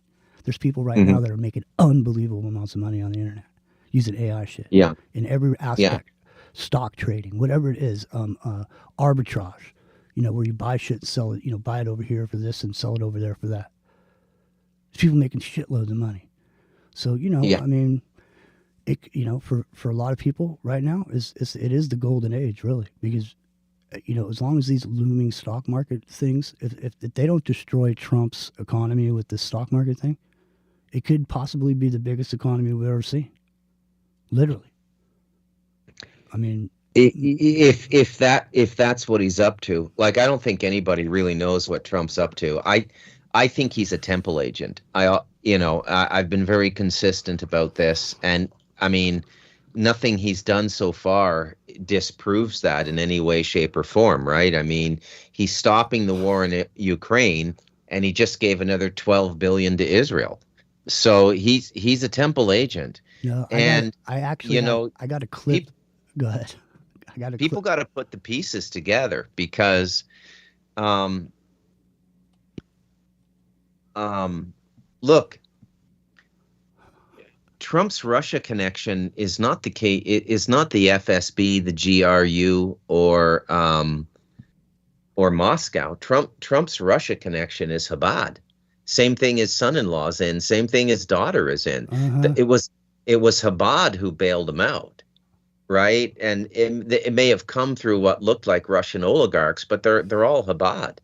So the story they're not talking about is the story that's really going on now. So we're in an age of tremendous distraction now, and they're distracting us because they don't want us to know what's really going on. What's really going on is that temple's going to get built, man. Listen to this. Pronto. You ready for this? I'll send you this link. Just so you can. It's an honor to be here with the first Jewish president of the United States. It's an honor to be here with the first Jewish president of the United States. And people think that's tongue in cheek, a joke. Well, you should see the way they called Bill Clinton the first black president. Well, you should see Ivanka and Jared Kushner standing behind them, the smiles on their faces, and this is Mark Levin. Yeah, Mark Levin here with the first Jewish president of the United States. Now, I don't know. I think they've actually there was an ultimatum to Iran or whatever. They got 2 weeks to cut a deal, and there's a bunch of stuff going on now. Everybody's looking towards Europe. Now, did you see this blackout at Heathrow Airport? No. Did you see? Yeah, there's a blackout. Heathrow Airport was closed supposedly Friday. I didn't go back to look today. It happened last night, and they said it was going to be closed. They were saying it was Russian sabotage, is what the word around the campfire was, or whatever. So, Ukraine bombed a gas pipeline, Russian gas pipeline. Trump. When he said he wasn't funding anything, I think he stopped the funding for 10 days, but the funding still continues. And I don't think there's any real deal cut. I think the first deal that was cut, I think 3 hours later, some infrastructure got bombed. So, as far as what everybody's, I don't think things are, the way people think they are. And I think there's going to be more of a focus on the Middle Eastern situation, personally. As far as America is concerned anyway, because we have a lot of assets that are already in place for that, and there's been a lot of activity in the Red Sea, which I found interesting just simply because, you see any activity in the Straits of Hormuz. If that happens, I mean, how much will oil be a barrel at that point? And warfare is changing a lot as well. Mm-hmm. The Houthis are the first military force in the history of military engagement to effect a naval blockade without a navy, and they're doing it all with drones. And they've actually struck our vessels. Yeah, yeah. So you guys heard about Germany rearming, eh? Yeah. Oh my God! And they're going to do that German style. These are going to be BMW level munitions, Mercedes level munitions. Yeah, well, it's out of control. And I don't know, man. It may be a time to be an isolationist. Yeah, I'm happy where I'm at, man. How much the thing is, doesn't everybody need us way more than we need them? I mean, realistically, I remember when we used to be, Rio, do you remember being self-sufficient as America? Like we used to be, producing wheat and sending it all over the place. Like that was the big deal, how much wheat we produced. We were just like pouring wheat all over the. What happened to the wheat? Did we stop? Did we stop growing wheat? Well, Monsanto's got it now. Well, what happened to America? I mean, we used to produce most of what we eat. I mean, I remember when how addicted is everybody to getting stuff out of season? I mean, I was happy with what used to be in the grocery store. You go there was melons at a certain time of the year. They weren't there all year round. You couldn't buy watermelon whenever you wanted. You could only get it in watermelon season, right? Remember that? Yeah. And yeah. That's still true for some things, I suppose. But like other things, we have gotten used to. Bananas are a great example. When was the last time you didn't see bananas at the grocery store? Right? Oh my God! When's the last time I didn't see bananas walking 100 meters up here? Well, Bruce, we were talking about there's a pineapple that comes from Costa Rica. It's a pink pineapple. Have you heard of it? Yeah. They're expensive, man. Over here, I think they're like $20 for one of those. I'll tell you this: I have pulled a pineapple from the earth and eaten it. And whatever they're giving you in the grocery stores, I don't know what that is. It's about 80% what I'd call a pineapple. But unless you've grown a pineapple, pulled it from the ground and eaten it, you don't know what pineapple is yet. It's not what that stuff that they're putting in the stores. There's something going on there. I don't know what it is. Well, it's synthetic fertilizers and overgrown land, or we have land. We have a wild apple tree here that's about 100 feet big, and when it comes into bloom, you can go down there and just get like so many apples. It's unbelievable. And then I do an applesauce with sugarcane and cinnamon, and if everything collapsed, I wouldn't have an ideal diet, but I could live up here for the rest of my life just foraging. Yeah, man. All right, listen. We're going to open up the phones. Rio, you there? We get ready to open up these phones? Yeah, somebody already snuck in an early bird caller. All right, cool. Keep them there. 718-618-9905 is the number to call. 718-618-9905 is the number to call. Into the microcosm. It's Ground Zero Plus, Revolution Radio, Independent Broadcast Network, and freeworld.fm.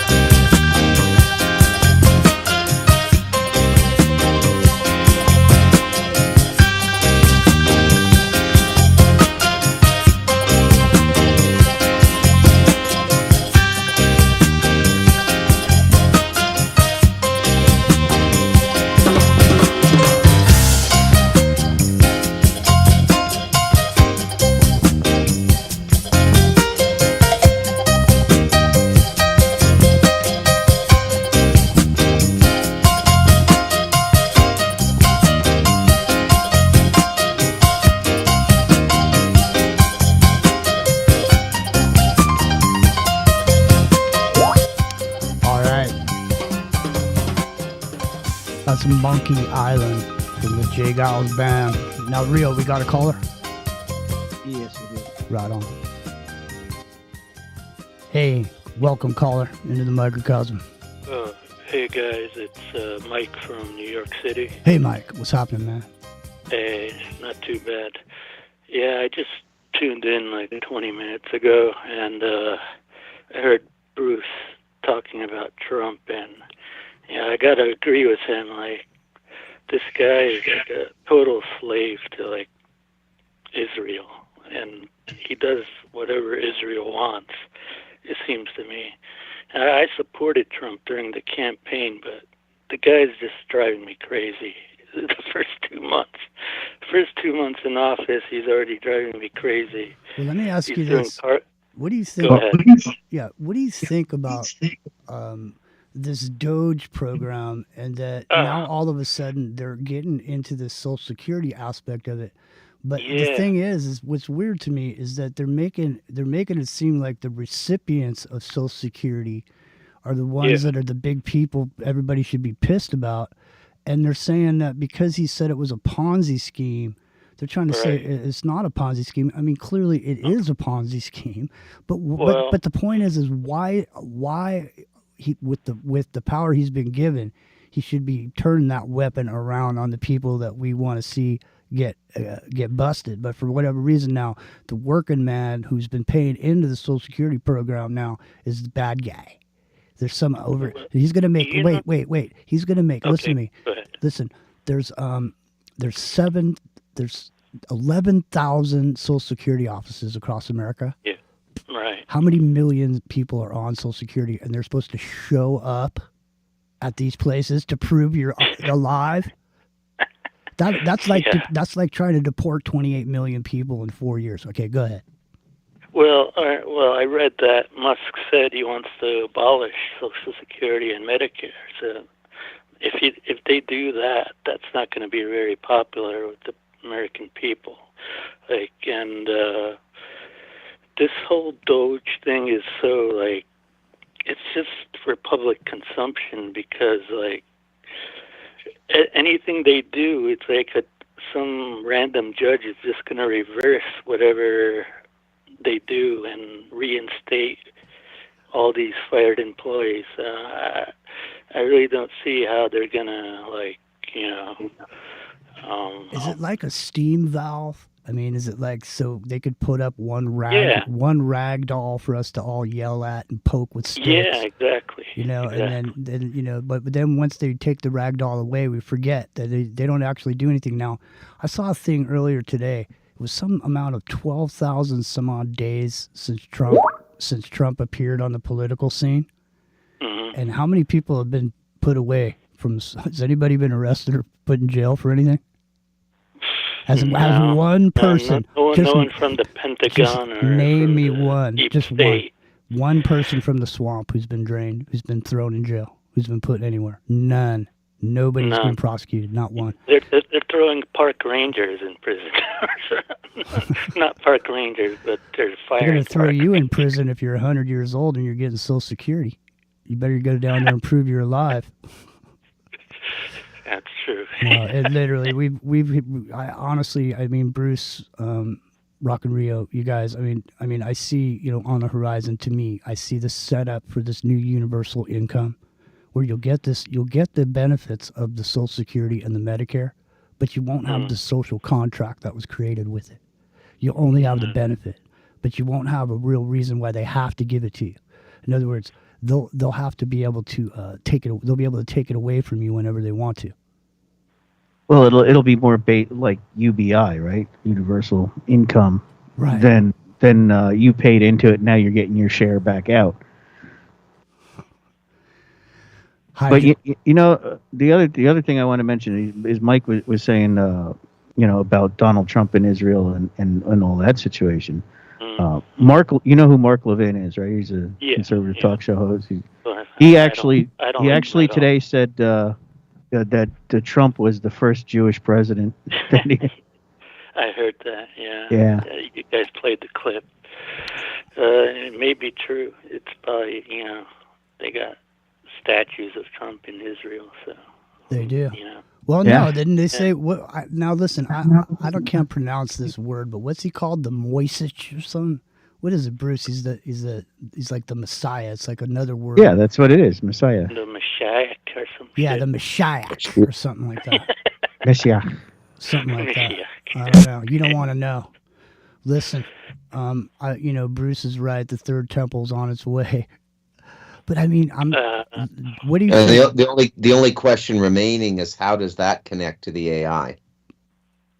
Well, and it does. Kev Baker did suss out that the chip for Geordie Rose's quantum computer looked exactly like the layout or the blueprint for the Temple of Solomon. So who knows? Who knows? 718-618-9905.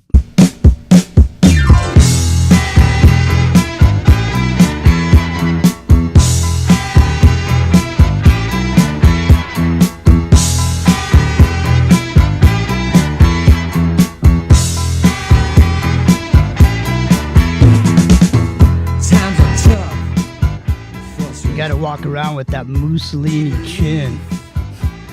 You got to learn how to stick your chin up in the air like Mussolini. That's how you get shit done.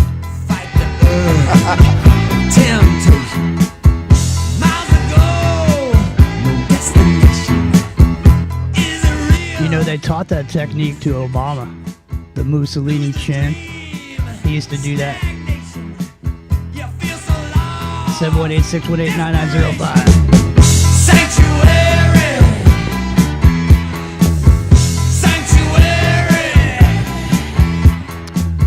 All right, now I use the tool available to me.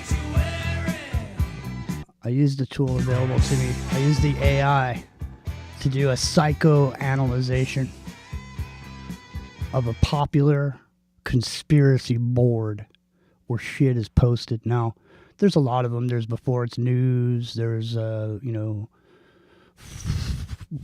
Hello. Hello. Who's that? Is there somebody there? I don't know. Anyhow. We got two callers. All right, callers, mute up before it gets dangerous. It's getting dangerous. All right, first caller. Who's that? 778. 778. Hey, 778. You're on the air.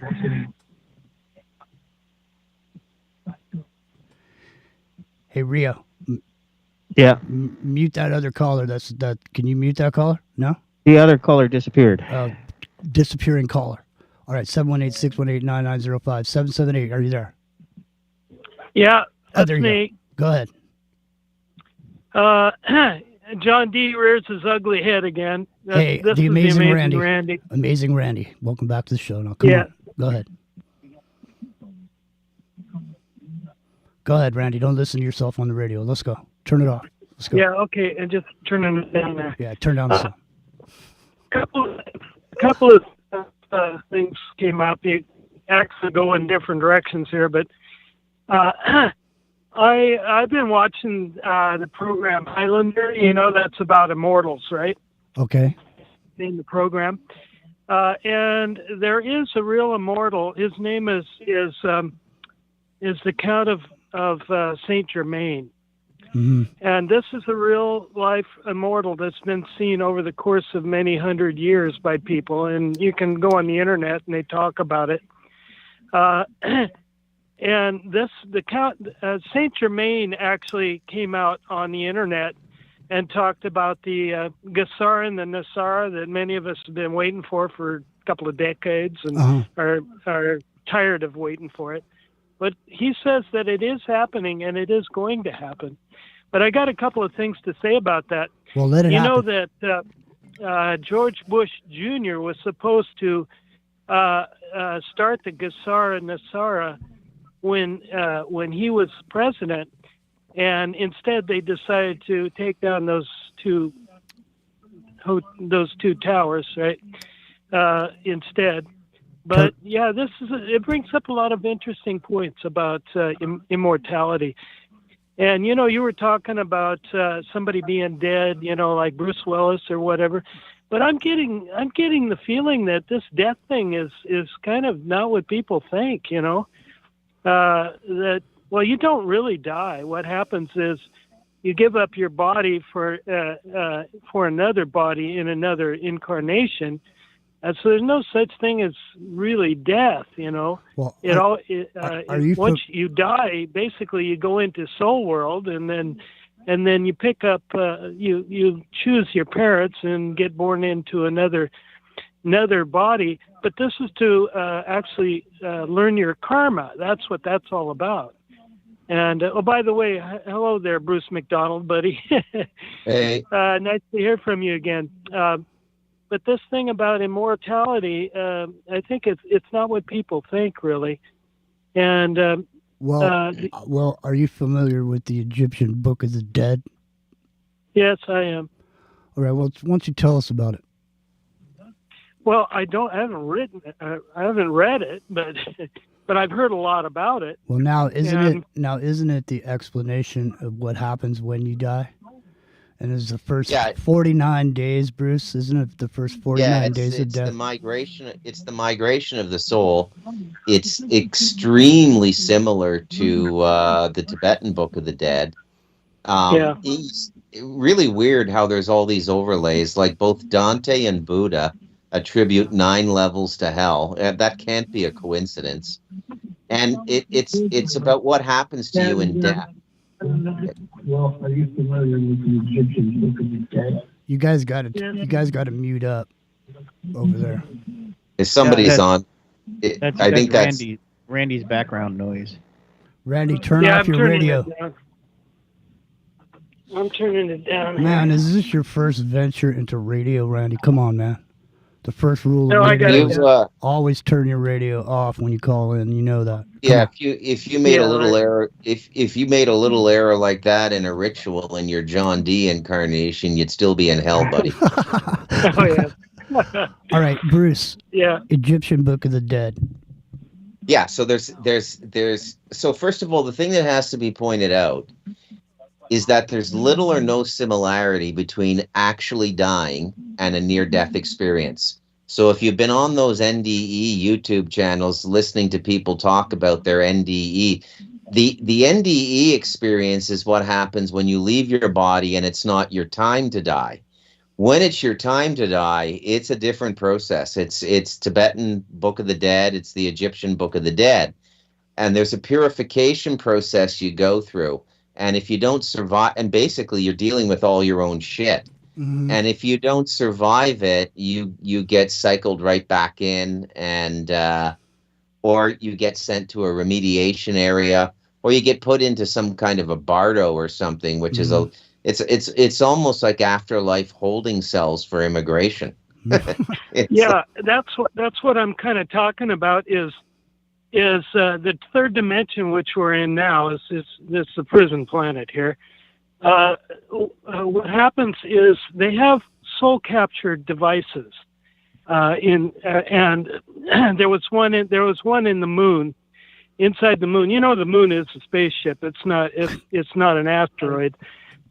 But there's one in the moon, and there are soul capture devices that are around that the good aliens have discovered them and shut them down. Now, I freaked my brother out one time on the phone, and he hung up on me. He said, "I got to go meditate." I'm about to hang up on you myself. So these soul capture devices, their purpose is to basically lure you into reincarnating back into the third dimension, because they want to keep this planet in the third dimension. And so, but these soul capture devices have been taken down.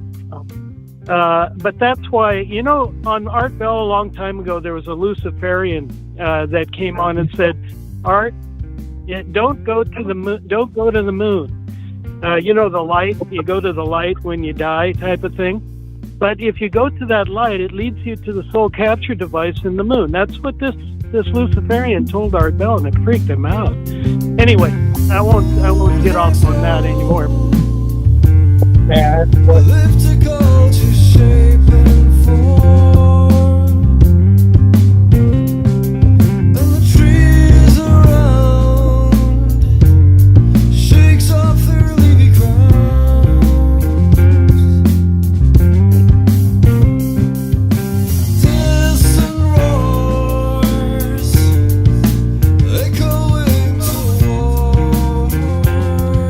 718-618-9905 is the number to call. Turn down that radio. Rio, hang up on that call. Leave and let go. That's not me. Mine's turned off. On a journey to the inner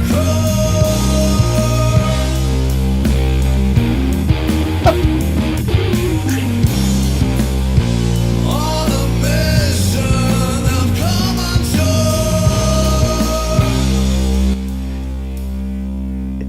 718-618-9905 is the number to call. Now, that was Two Moons by Maha Sahona, which is funny because John D., a.k.a. The Amazing Randy, was just talking about the moon being a soul-capturing device.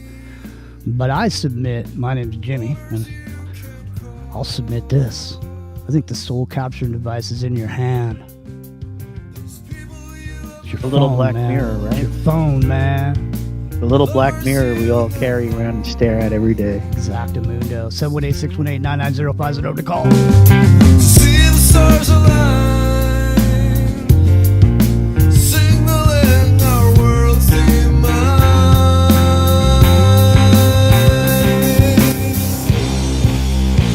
On a journey to the inner core. All right, we're on a journey to the inner core. I think we've been joined by somebody. I think it's Daryl from Arkansas, but before he speaks, I have to ask him a question. Daryl, are you there? Yeah, but I can barely hear you. We can hear you loud and clear. Everybody else can. Why don't you turn up your volume? We can hear you loud and clear, man. Welcome, Daryl, Daryl. you ready for the question? Go ahead. Yeah, my volume is all the way up. I can barely hear you. Go ahead with the question. Daryl, do you wipe your ass with your left or your right hand? Well, I guess I'm Republican because I use my right hand. Well, you know should what try they do? toilet paper. You know, check this out. Hey, check this out. You know what they do to you in Saudi Arabia? If you get caught stealing, you chop off. What hand do you? Hung up because we got a bad connection. What hand do you wipe your butt with? Your left hand? You say your right hand. So they're gonna chop off your left hand, so you got to eat with your right hand. See, that's what they do to you when you get caught stealing. Don't get caught stealing in Saudi Arabia. They will chop off your hand. All right, listen, Daryl. Welcome into the microcosm. What's going on? Whoa. Thank you, Matt. Thanks. Daryl hung up. Thanks, He's Amber. back. He's back. Thanks. Wow, Amber. Wow. Woo. Hey, thanks, Fingerman. We just got a big donation from Amber. Thank you, Amber. Woohoo. All right, listen. Where were we? Now, did the caller drop off? Daryl dropped off. Is he back? Daryl, call back in. I hit the wrong button there. We got another caller too, don't we, Rio? No, they're gone. Oh, they're gone? All right.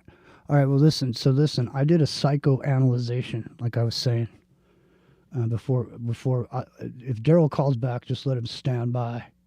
I got to get this back here now. Hold on a second.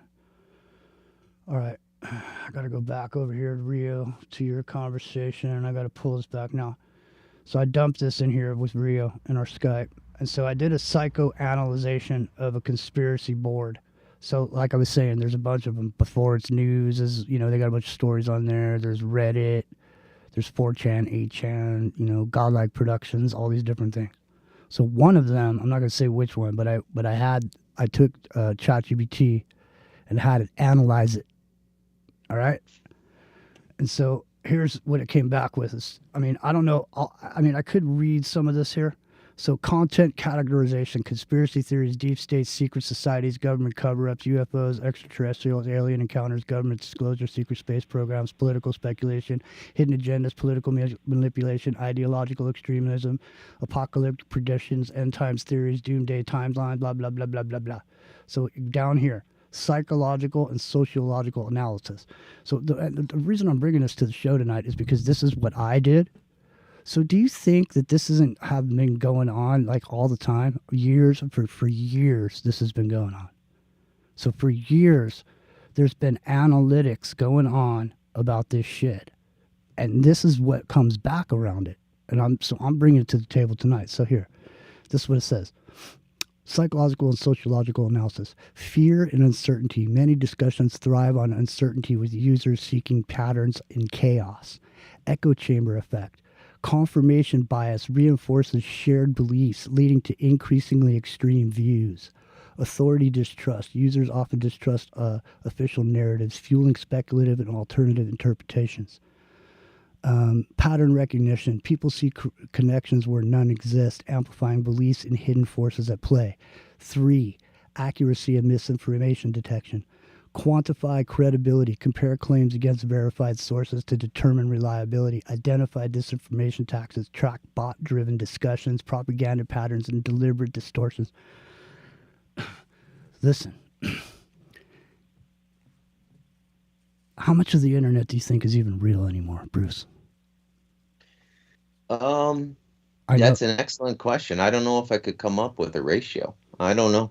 Well, I know these people in the chat over here are real because I've seen them for years and years and years. But how do we know they're real? Like real. Like every single one of them is real. Like a real person. We don't. I mean, some of them obviously we do because we've interacted and spoken to them, right? Or seen them in certain places. Your buzz came back. Yeah, I know. That's Daryl from Arkansas. I think that's Daryl buzzing you. All right, well, hold on. Don't buzz yet. Listen, this forum serves as a digital petri dish for alternative worldviews, some insightful, others fantastical. Conspiracies often emerge from genuine societal anxieties, but morph into self-reinforcing myths. Daryl from Arkansas, what's happening? Hey, the old saying, what you trust, your ears, your eyes, and all that shit is, seems to me now that you cannot no longer trust your eyes because all this fake GPT shit, Well, why not just lean into it? It's like that moment when you're getting the gas and you're going for an operation and they put that mask over your face. There's that little moment before you pass out, that weird moment. Why don't you just lean into it, into the AI, lean into the technocratic future, shove your eyeball in the scanner, jam your finger in the hole, and let's go into the golden age, brother. You're part of the problem. I'm part of the solution. The things that we've been taught from millennia of eons ago is you need to trust your heart and your gut, and least of all your mind. Over. We're going to be right back with hour number 3. My name's Jimmy. Somehow you found into the microcosm.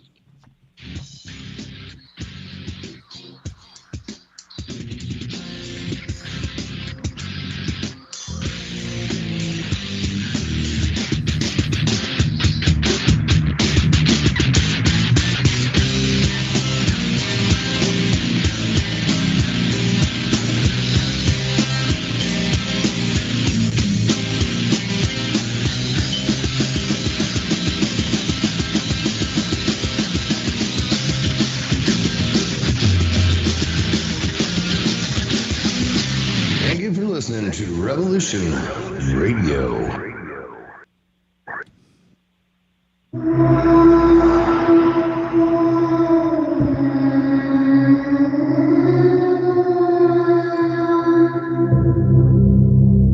Are you interested in the paranormal, murder mystery, real natural law? Do you enjoy interviews with amazing guests? Then join Crypt Rick every Monday night, 6 p.m. Eastern Standard Time, right here on Revolution Radio. Studio A, freedomslips.com. Crypt Rick's Thinking. Welcome to the Crypt.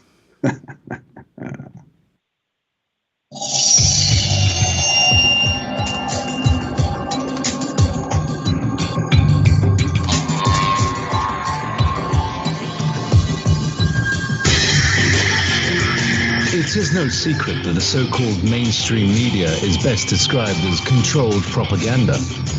Countless news stories are either totally ignored or spun with half-truths, and because of this, essential facts and vital information are often compromised.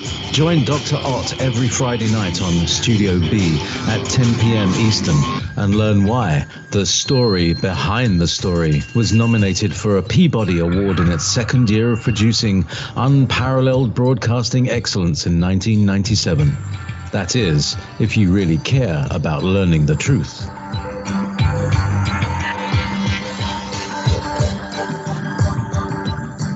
If you're sick of the lies and ready to know thyself, to love thyself, well then tune in to the Loveolution with your hosts, Amy and John Paul, where we speak all about truth, love, and freedom every Tuesday night, 5 to 6 p.m. Eastern Time, Studio A, right here on Revolution Radio. And remember, only you can free your mind control. Be a Loveolutionary.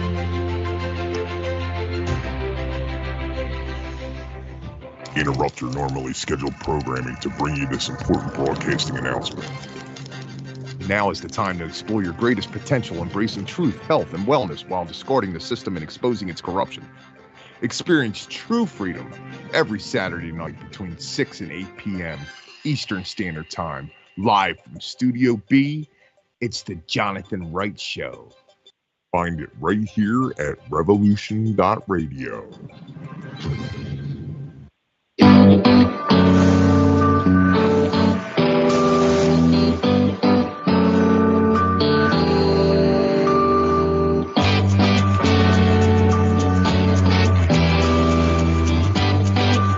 We're an anarcho-syndicalist commune. We take it in turns to act as a sort of executive officer for the week. Yes. But all the decisions of that officer have to be ratified at a special bi-weekly meeting. Yes, I see. By a simple majority in the case of purely internal affairs. Be quiet. But by a 2/3 majority in the case of more... Be quiet. I order you to be quiet. Look, you stupid bastard, you've got no arms left.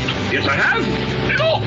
Just a flesh wound. I don't believe I've seen such a display of courage, skill, nerve, grace, and stupidity. I'll do you for that. Oh, what? Come here. What are you going to do, bleed on me? I'm invincible.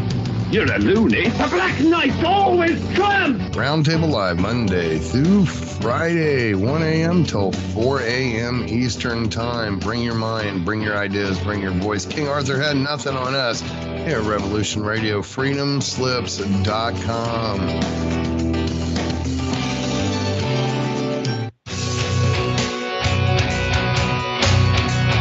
All right. Thanks for listening while we took that short break here at Revolution Radio, freedomslips.com. And now we're going to get back to your host.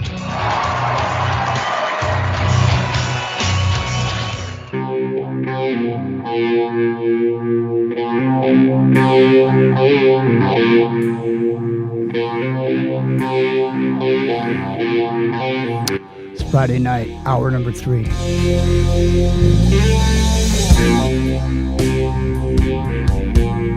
Mom's Jimmy.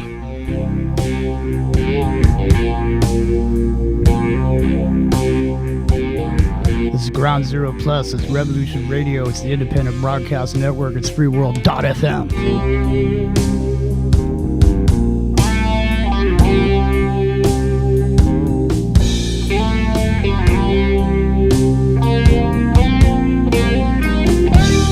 (718) 618 is the number to call. 9905. Oh, sleep on me. Hey, there's Martin Taylor over in the chat room. It's good to see you, Martin. Roses at your feet. Dream, dream a while for me. And travel far away till the distance is complete. All right. All right, here it is. The quantum intelligence theory. Listen to this. the initial concept started in 2025, the AI overlord is already here. A forum user claiming to be an insider posts about a quantum AI overlord that is secretly taking control of global decision making. The theory is based on increasing reliance on AI in government and military operations, unexplained stock market shifts that appear too perfectly timed, a leak possibly referencing Project Omniscience. Project Omniscience. Now, have you guys heard of Project Omniscience?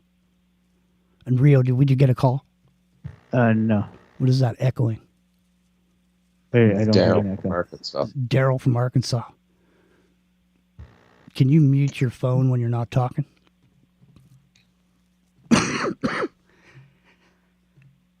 Well, I have. You have muted Daryl. I have not muted Daryl. Oh. I have figured out where the buzz is coming from, although it's a little bit mind-boggling. Well, that's good. The theory mutates into multiple versions. An AI deep state hypothesis. The world's elite no longer run things. An autonomous AI system does, shaping policies based on long-term optimization rather than human decision-making. The neural implant agenda. People begin to believe AI is preparing to integrate humans into a global hive mind brain chip technology. The AI versus the aliens narrative. Some claim that the AI is actually an alien intelligence, that recent UFO disclosures are diversions from the real truth. The influencers are alt media amplify the theory. Some prominent figures discuss it on YouTube, X, and decentralized forums. AI chatbots are accused of lying. Users ask AI assistants about Project Omniscience. They interpret their denials as proof. Deepfake evidence emerges, fake but convincing. Leaked documents, audio clips appear, supposedly proving AI is in control.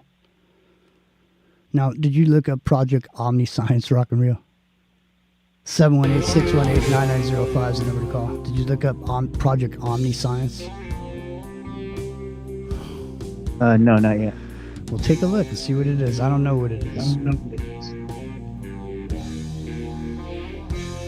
Maybe it's me. Maybe it's me that's causing that echo every time my headphones get next to this microphone. All right, there we go. Mike said the AI caught a contact buzz from the studio. I wouldn't be surprised, but my clock is stuck on 420. It has been for over a decade. Every time I look at it, I think to myself, it's 420. But I do live in California. Now, Rock and Rio, Project Omniscience. Is there such thing? He's in the lab. There he goes. Rock and Rio. There's a Project Omniscient that came up. Well, what's that all about? CAC! What's happening, brother? It's a university anthropology course inspired the creation of Project Omniscient. In the summer of '99, a graduate student in the anthropology department of North Carolina, Chapel Hill. Your buzz. Yeah, I know. I can't do anything about the buzz at the moment. I know what it is, but it's weird. Oh, you know what it is, but you can't fix it. I know what it is, but I can't. I can fix it. Here, I'll make the buzz go away. But then, I can't see see what I'm trying to read. Huh. Well, listen. For some reason, the web browser is causing my GPU to spike up to 250 watts, and that's what's causing the buzz. Huh? Is it Google? CAC. No, it's actually Firefox. CAC threw down $10 and wants to hear an El Salvador update from Bruce.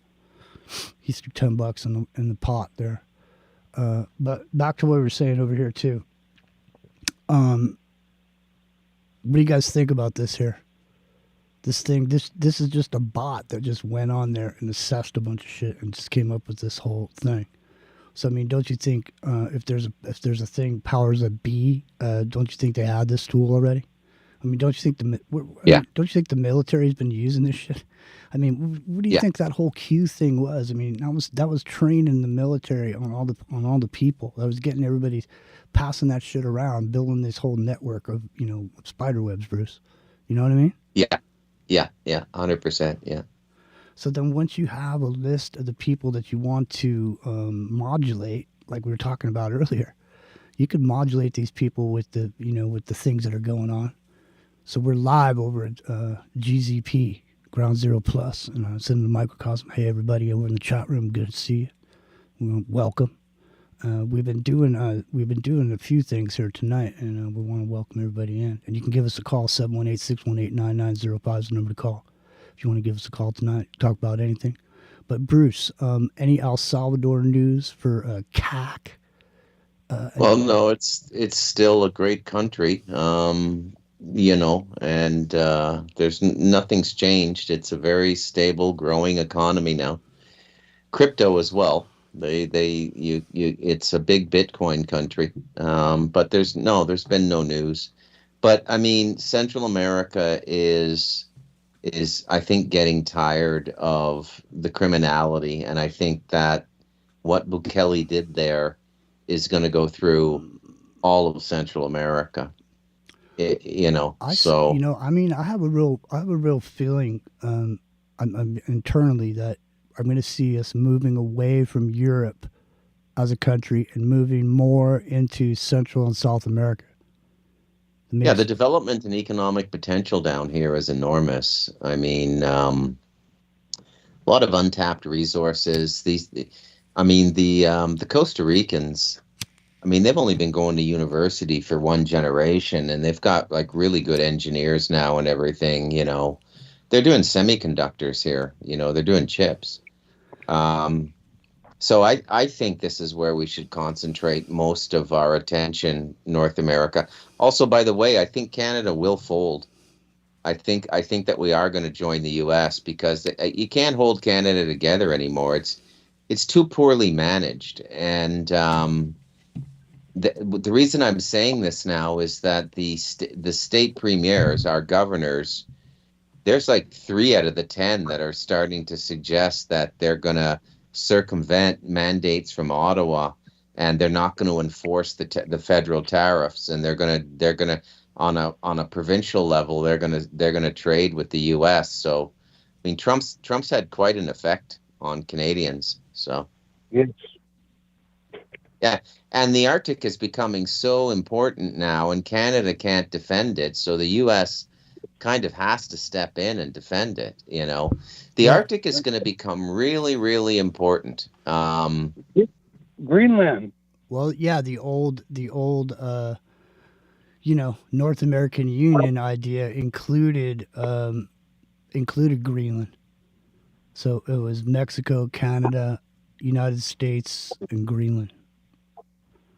So I'm pulling up. I'm trying to find it here. It says I'm pulling up what you got to do really is call back. It's a callback, alternative media callback to Aaron Russo, because lots of people forgot about Aaron Russo. But Aaron Russo, Freedom to Fascism, was the documentary that he put out a long time ago. A lot of information in there is relevant because people think he's dead and it's an old documentary, but a lot of what he's saying in there is like actually happening now, wouldn't you say? Yeah. I'm trying to pull up some clips here of him. Let me see if I can get a clip of the actual North American Union thing. But I mean, back in the day, this was a staple of. This was like John F. Kennedy. The North American Union used to be a conspiracy theory that everybody thought there was going to be an Amero and all this shit. New York, in 1943. Growing up on Long Island. Nah, this looks like somebody just making a video about Aaron Russo. Here, let me play this. This has got to be just a clip.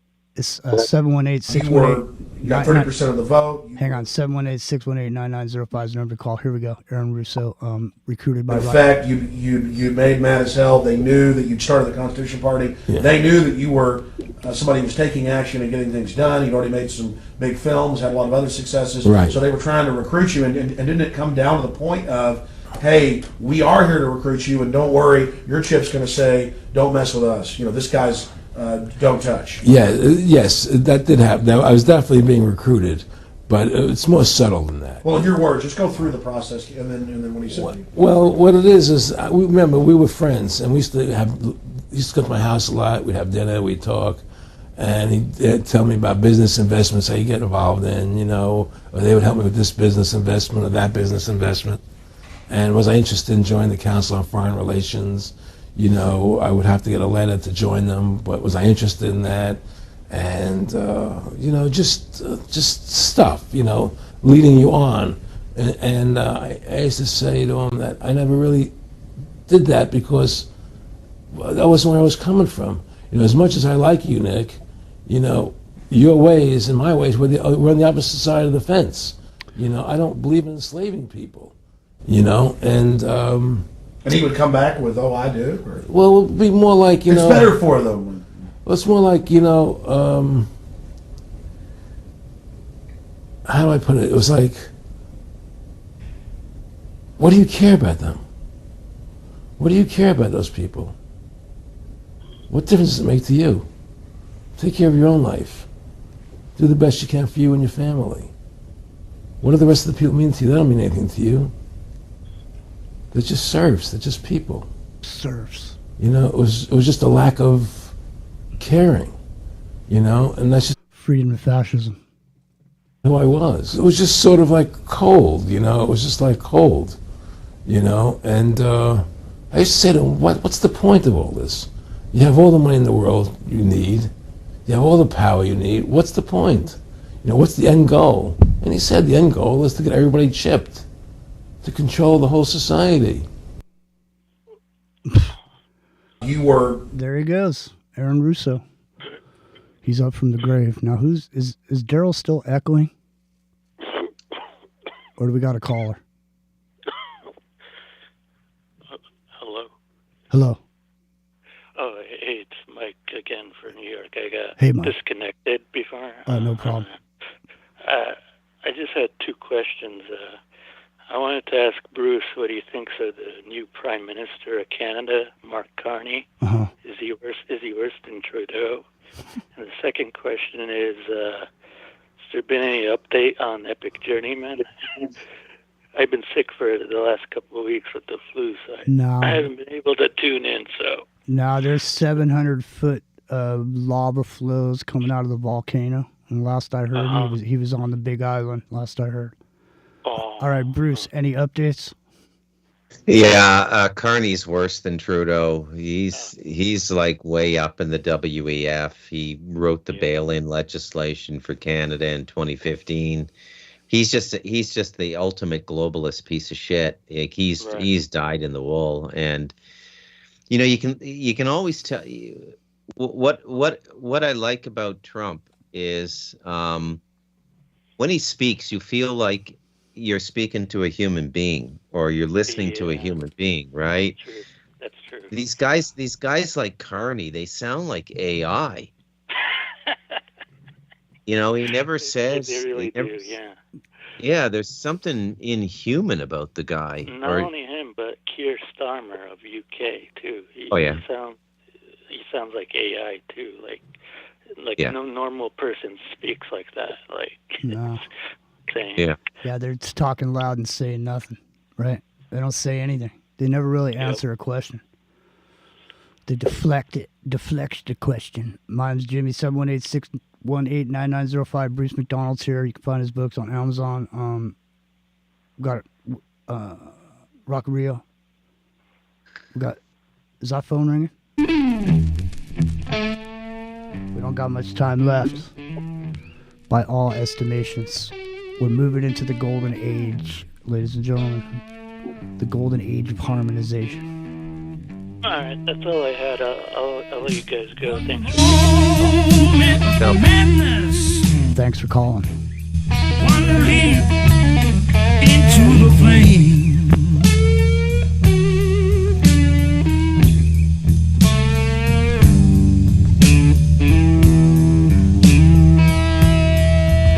One moment of sadness, a fleeting glimpse, a lifetime's pain.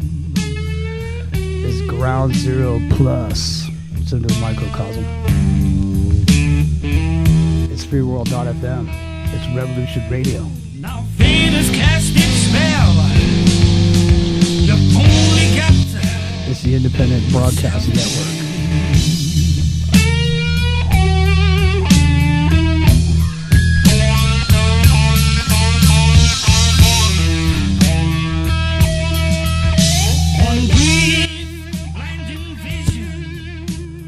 All right. Sometimes you need a little Robin Trower to clear the air. From the Victims of the Fury LP. It's not going to be no AI Robin Trower, I say, but all I got to do is go in here and type in AI Robin Trower, and I bet you somebody already produced it. It's like I did earlier when Bruce said it. I was on the spot when he said no AI could do Johnny Cash. But then all of a sudden there's a Johnny Cash. I mean, you and I and Bruce and everybody who loves Johnny Cash, we could tell that wasn't him. But it was close. That was close enough you could put it in an ad and get away with it. You know what I mean? Like, there was some ad for some drug earlier, and I heard it on the TV when I was walking through, and it was the music from Lowrider, but instead of it saying Lowrider and talking about being a lowrider or driving a lowrider, it talked about the drug or whatever. It was too much, and I'm thinking to myself, when did that? That became a thing. That's like a bell. The song that you know in an advertisement is like Pavlov's dog. Like you're not paying attention to shit, and all of a sudden you hear a song that you recognize, and you turn your head and listen for a second, and then that's when you get delivered the message. The message gets delivered. That's how they delivered the message back then. But now the messages are delivered in way sneakier and subverted ways, Bruce. It's like that constant echoing sound. It's almost like a... That's Daryl from Arkansas. Hey, Daryl, can I ask you a question? Go ahead. Are you wearing the same underwear you wore yesterday?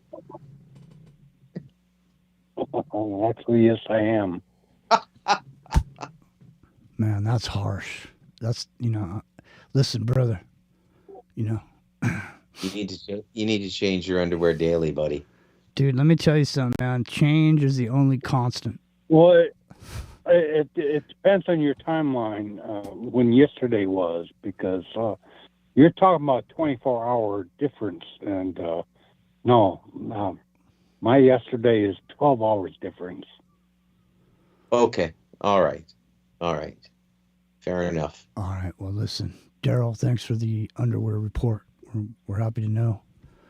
I'm working off a 12-hour schedule instead of a 24. But in the meantime, did you call for a reason, or you just hanging out?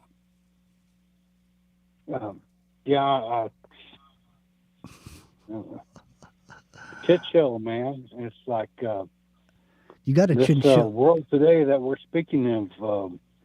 The Trump, all this shit is like.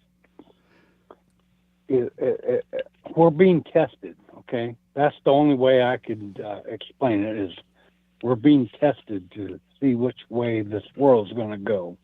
Over. Hey, Daryl, can I ask you a question? Go ahead.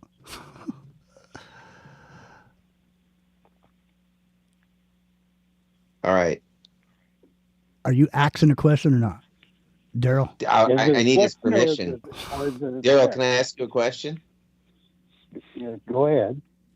Do you ever drink cough syrup for non-medical reasons? Never.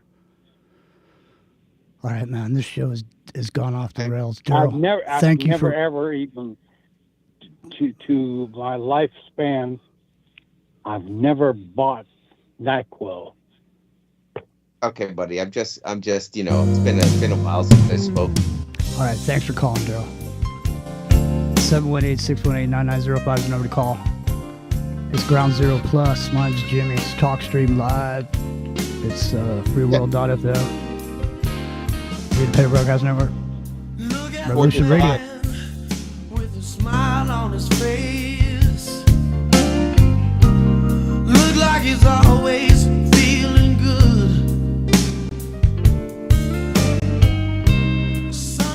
I don't know, man. I think I'm ready for some harmonization. I'm just going to lean into it.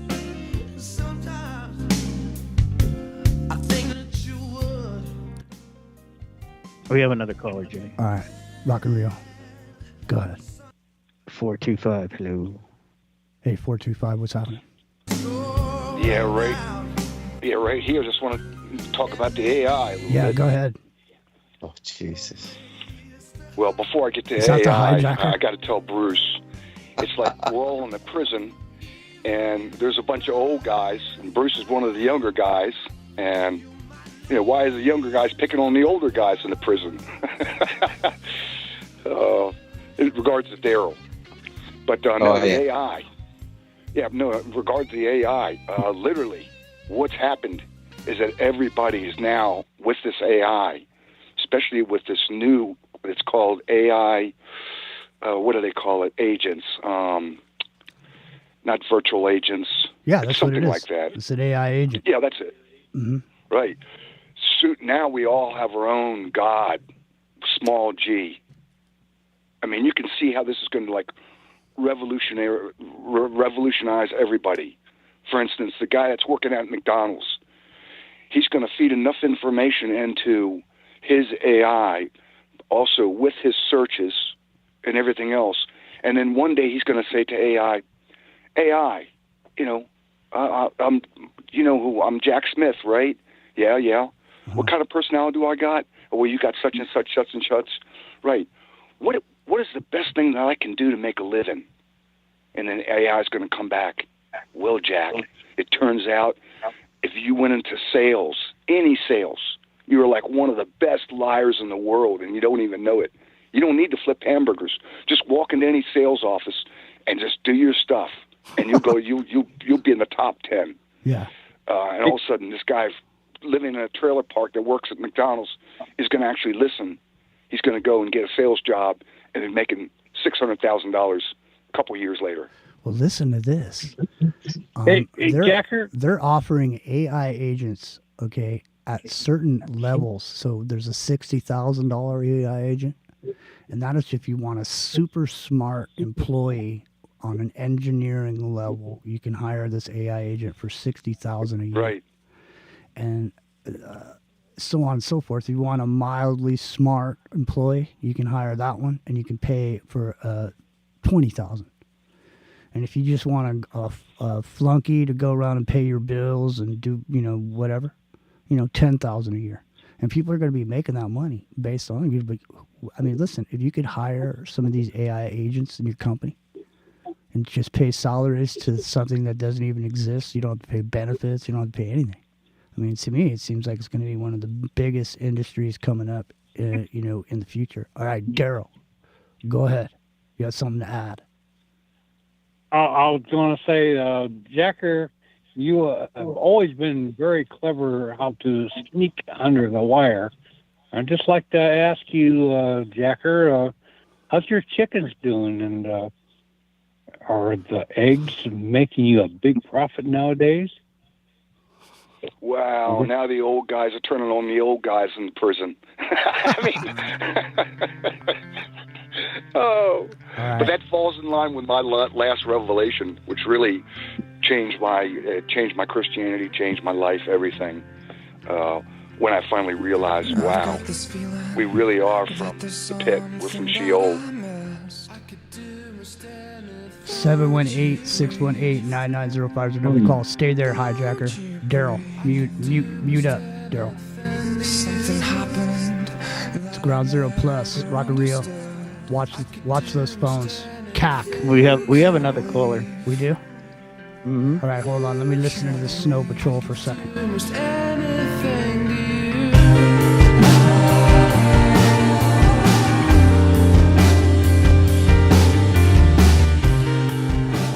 Somehow you found it. It's into the microcosm.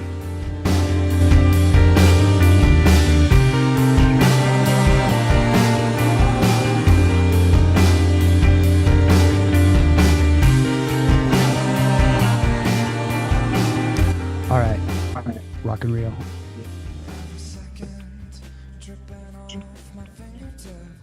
We got a caller?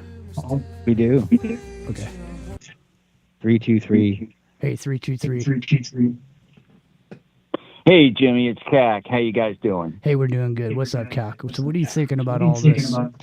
Somebody mute up.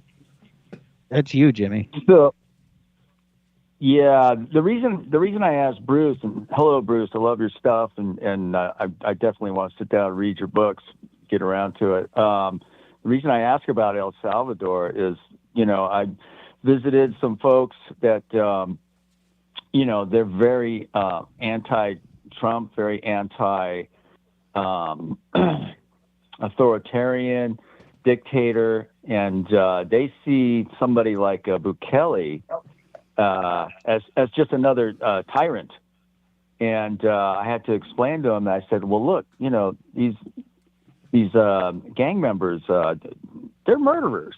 These are not good people, and the murder rate has dropped dramatically in El Salvador, and their economy is coming back, and the locals are able to get out there and do mom and pops, whereas before they were hiding out from getting slaughtered."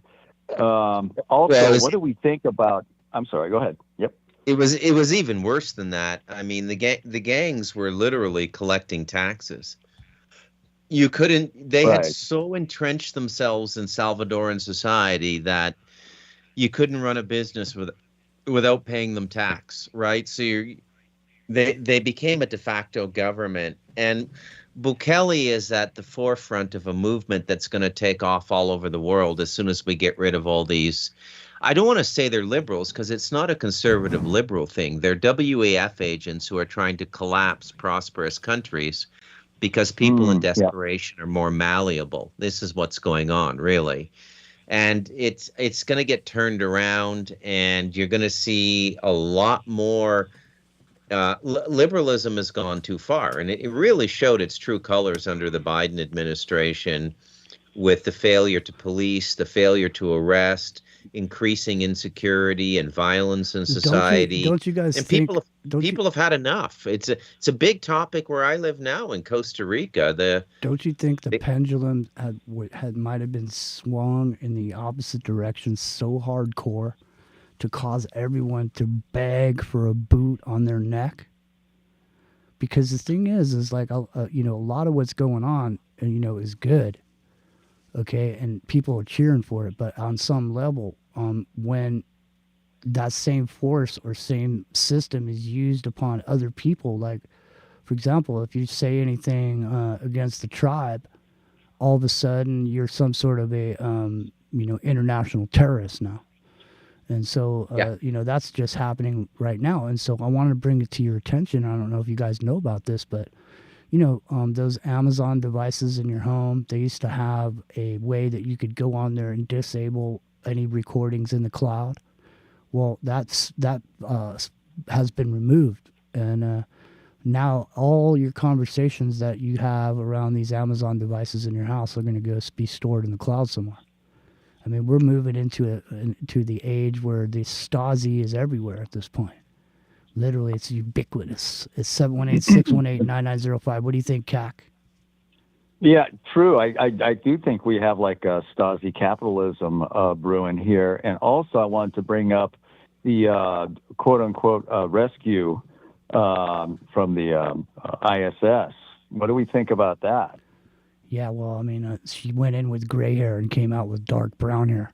So how are you going to dye your hair in space? I don't know. Bruce, can you dye your hair in space? I'm not sure. I don't know. Only if you're hanging upside down. Wouldn't the fumes like choke out the other? I mean, my mom used to dye her hair when I was a kid. It used to choke me out with the whatever that is in there, ammonia or whatever it is. It's like the dudes are all floating around and their eyes start burning. Like, what the hell's going on in here? Oh, she dyed her hair, man. I mean, give me a break.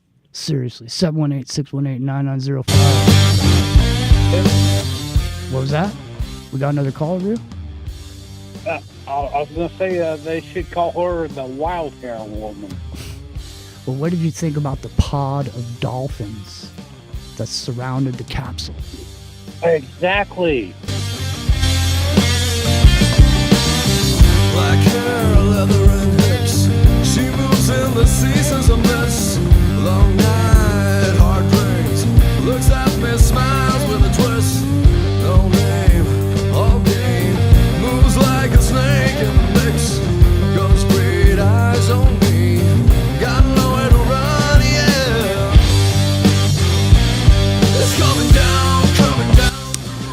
718-618-9905. It's Ground Zero Plus. Mine's Jimmy. It's Into the Microcosm. It's going down, oh, woman in black, down to the white. All right, we're number 6 on TalkStream Live. We're still on Revolution Radio, down on page 3 somewhere. So 718-618-9905 is the number to call. So Rio, we got a caller? Or is that Nobody knew. Is that me echoing again? May I say something? Well, please? hold on before you do, because Hijacker, are you still here? Yeah. Now, are you still solid with your decision? Because you sent me a note earlier this week. I just want to thank you for that. I thought it was kind of you to send that to me. And yeah, just let people know that once Skype is over, then that'll be it for me. I'm gonna hang it up, and I got a small farm to run. So you're not going to move over to Slack?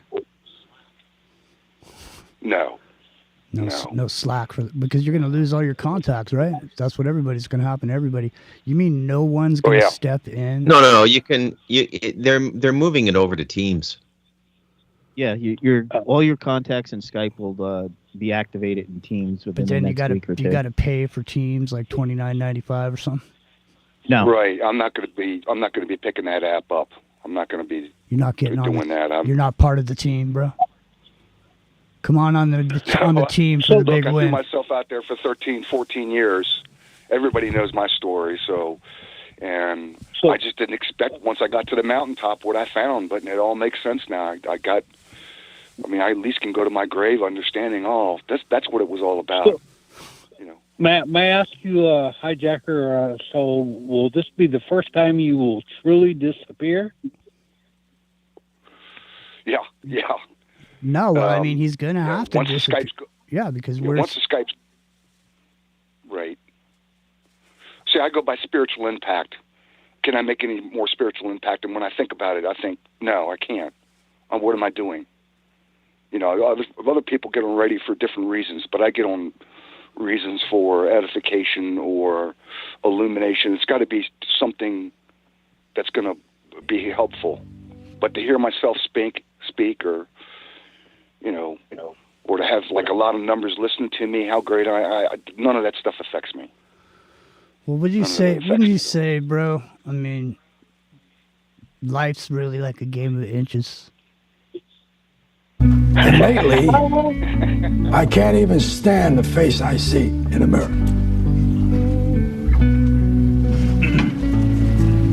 When you get old in life, things get taken from you. That's part of life. But you only learn that when you start losing stuff. You find out life's this game of inches. So is football. Because in either game, life or football, the margin for error is so small. One half a step too late or too early, and you don't quite make it. 1/2 second too slow, too fast, you don't quite catch it. The inches we need are everywhere around us. Hell yeah. They're in every break of the game, every minute, every second. On this team, we fight for that inch. On this team, we tear ourselves and You're not going to get on the team, bro. pieces for that inch. We claw with our fingernails for that inch. Because we know when we add up all those inches, that's going to make the fucking difference between winning and losing. Between living and dying. I'll tell you this, in any fight, it's the guy who's willing to die who's going to win that inch. And I know if I'm going to have any life anymore, it's because I'm still willing to fight and die for that inch. Because that's what living is. The 6 inches in front of your face. Now I can't make you do it. You gotta look at the guy next to you. Look into his eyes. Now I think you're gonna see a guy who will go that inch with you. Daryl. look into Hijacker's eyes and see if he's going to go that inch. A homosexual wrote that.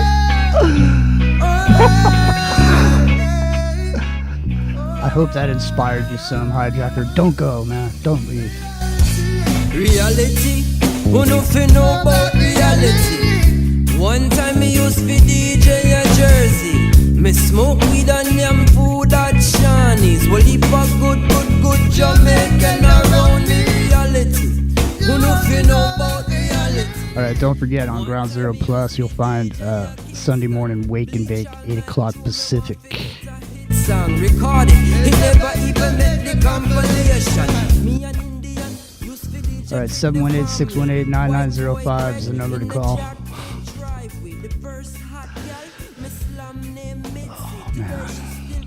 So, Jimmy, so did Epic self-terminate? Well, he decided he was going to run for office, and he didn't want to perpetuate his social, Right. platform. And from what I understand is when you run for office, you're doing a lot. Well, you can't run for office as the Epic your journey. enemy a shit show to fight against you. You know. Well, the thing is, you can't run a real campaign with the name Epic Journeyman. No one's going to vote for you. You got to go with your real name. So that's what he's up to. So we support him, man. He's a good friend and a good bro, and we want nothing but the best, for him and all his, endeavors. Anything we can do to help. Now, I told him. Well, I started. He's not the first. I started the He's not cognitive. the first one on Revolution Radio. I started the cognitive liberty party. Okay, he could have taken what I put together, and he could run as a cognitive liberty candidate. Okay, but he didn't think about that, or he didn't want to do that, or whatever. So he's going to go do his own thing. And like we say, we support him, Daryl. What do you got to say, Daryl? Well, I give him Godspeed. Godspeed, Daryl. Exactamundo. 718-618-9905 is the number to call, and we don't have much time left. So if you want to call in, you better make it happen, Captain. You can find Bruce McDonald's books up on Amazon. It's MacDonald. Destruction of your soul. Yeah, thank you. Mind control. It's mind control. Corruption of your thoughts. Destruction of your soul. Don't let them mold your mind. They wanna control mankind. Seems like their only intention is to exploit the earth. Hey, and you trust in their deceit. Your mind causes your defeat. Stephen Marley, Mind Control. All right, rock and reel. You've been laying over there quiet. Step up into the light where I can see you. Get your stellar lumens and transmit it on fiber optic. Good. What you all thought on this AI, the evolution? What's that? Somebody's feeding back. Yeah. Who is Turn that? them headphones down, Jimmy. All right. What does Bruce and you think, Epic, about the AI? See, that's not me. I turned my headphones down. I guarantee you that's Hijacker. Hijacker, are you on speaker? No, it's not me. I think it's Bruce. All right. Well, we don't know where it's coming from, but at this point, it doesn't. Well, I see the flashing squares, so. Okay. Yeah. What's the question, Hijacker? I just want their take on the AI, because it looks to me, this AI agent, you're going to be able to say, AI, I want to do this particular small business. What do I need to do? And it'll list where you get your tax number at, where you get, an LLC, all the different paperwork. Then you'll say to AI, give me a marketing program for this particular business. Yeah. So this thing is really going to revolutionize a lot of it. And like Bruce McDonald's case, he can say, give me an outline of a Canadian white guy, and that's living in Costa Rica, that lives on a mountain.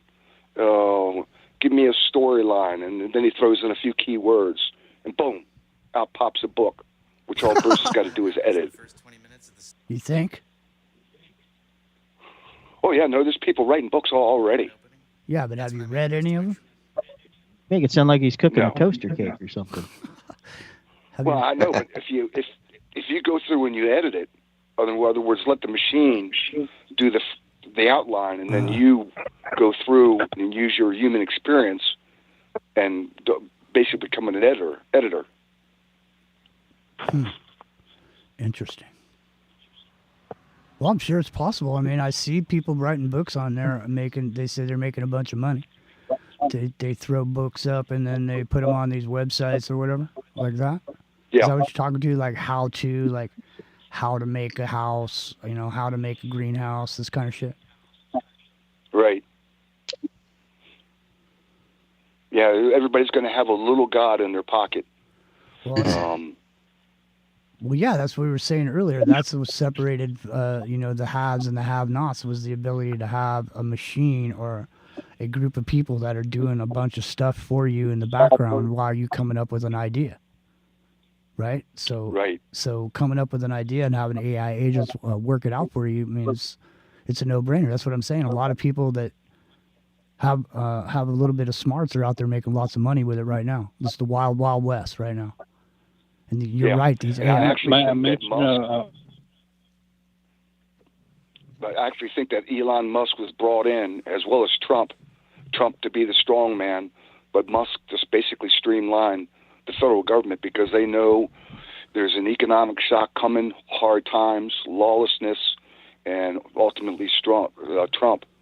I think if the judges keep doing what they're doing, he's going to go martial law. Well, he's going to go strongman. Look up neo-reactionaryism and look up a guy named Yarvin and take a look at that because that's the group of dudes that are sitting there behind Trump. And a lot of their money came in here and a lot of their technology came in here and helped put him in there. So you can be sure that whatever agenda is on there, and just like you were saying earlier, there's some people from, he's sort of tribal. He seems a bit tribal. And you can guarantee that a lot of promises were made on the way into that White House, Jack. You can't fucking... Oh, yeah, absolutely. And then you got what do they call it? The Dark Star? The $500 billion, what is it called? Stargate. But Stargate, yeah. Yeah, you're right, though. It is the dark. That's the big one where they're actually going to use our phone, AI, and they figured out this communism method that went under Biden, with a hard fist, that ain't going to work. No. 80,000 IRS agents, they're not going to work. No. But the AI and hooked to your phone and then a universal income, that's what's going to get us. Robotics. So they got a whole program worked out for us. They do. It's called the Golden Age of Harmonization, my friend. Yeah. Golden Age of Harmonization, ladies and gentlemen. You're going to harmonize humanity into an even harmonic flowing... convergence. Remember that? Yeah. It's the convergence. Welcome from your stage.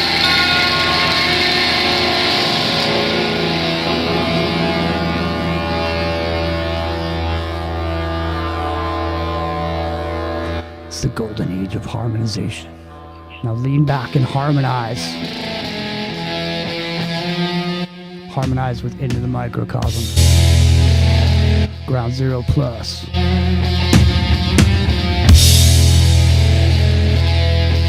From the diaphragm.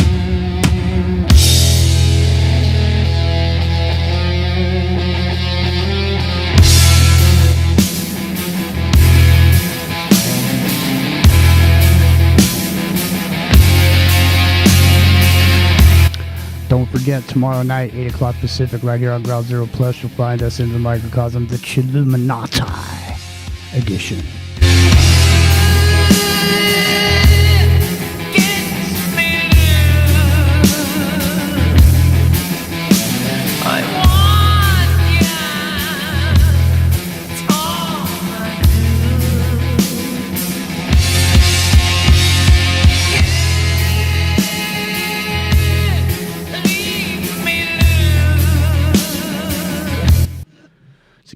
inches, my friend.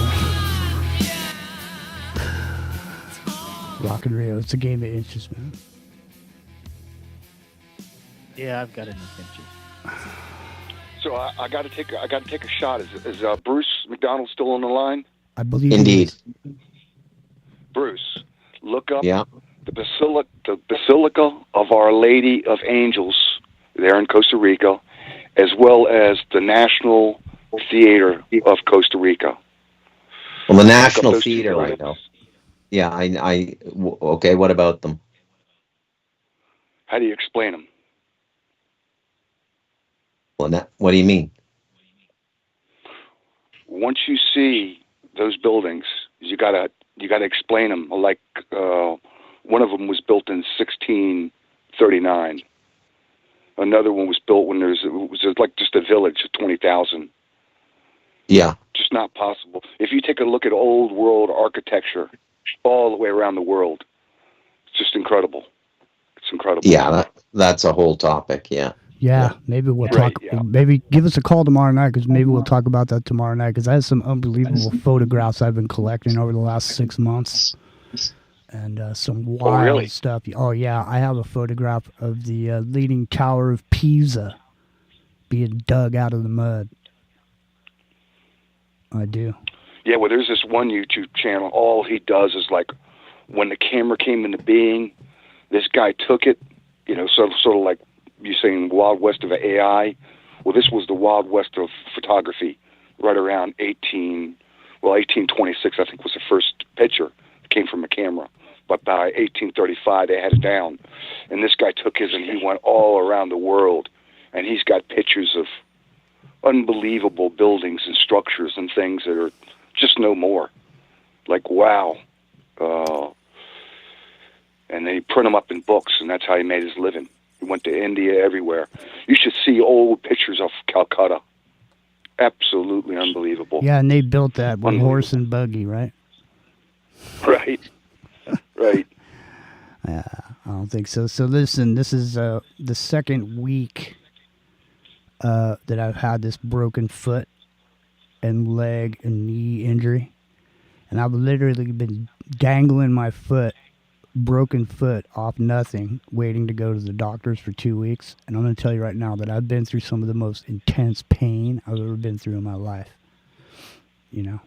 I would equate it to almost like torture. Like at the point, at the worst point of it, it was like, almost unbearable. So I could see how John McCain could easily crack if they were pulling his fingernails out with a pair of pliers. So, pain is a MFer, and maybe someday there'll be a cure for pain. But in the meantime... Yeah, well, some guy who did the torture routine, he said, everybody, we can crack anybody. There's nobody that if we want information out of, there's nobody that we cannot get it out of. We are that sophisticated now. In fact, Al Capone says, just give me a pair of pliers and I'll get the information, out of somebody. Just putting a pair of pliers on the fingers. Just a pair of pliers and a blowtorch. Yeah, that's why when you hear about, like, they picked up a suspect in, like, Russia over a bombing or something like that, then all of a sudden he'll give up all the guys, all his networks, everything. Like, what did the Russians do? Well, they didn't go by the rules, Guantanamo rules, that's for sure. They sent a guy in there with scalpel and everything else. Says, okay, how are we going to do this? Just like I think they're going to try to catch Zelensky. And once they get Zelensky, once they sit down, they're not going to put the tools in front of them. They're going to say, here's some cocaine and steak, and just start talking. He'll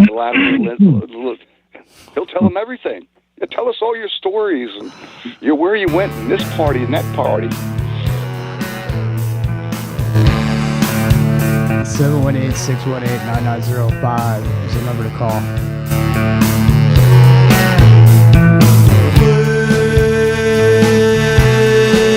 Where is the ritual? And tell me where is the taste? Where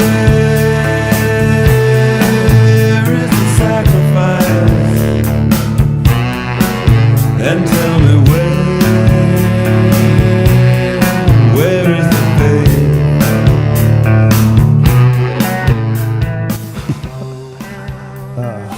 Someday there'll be a cure for pain, Rio. There'll be a cure for pain. Until then, there's Into the Microcosm. Because it's been I can think of one cure. It's been curing my pain for the last 3 hours. Go ahead. Which you just don't come back. That's all. Huh? Nah, never mind.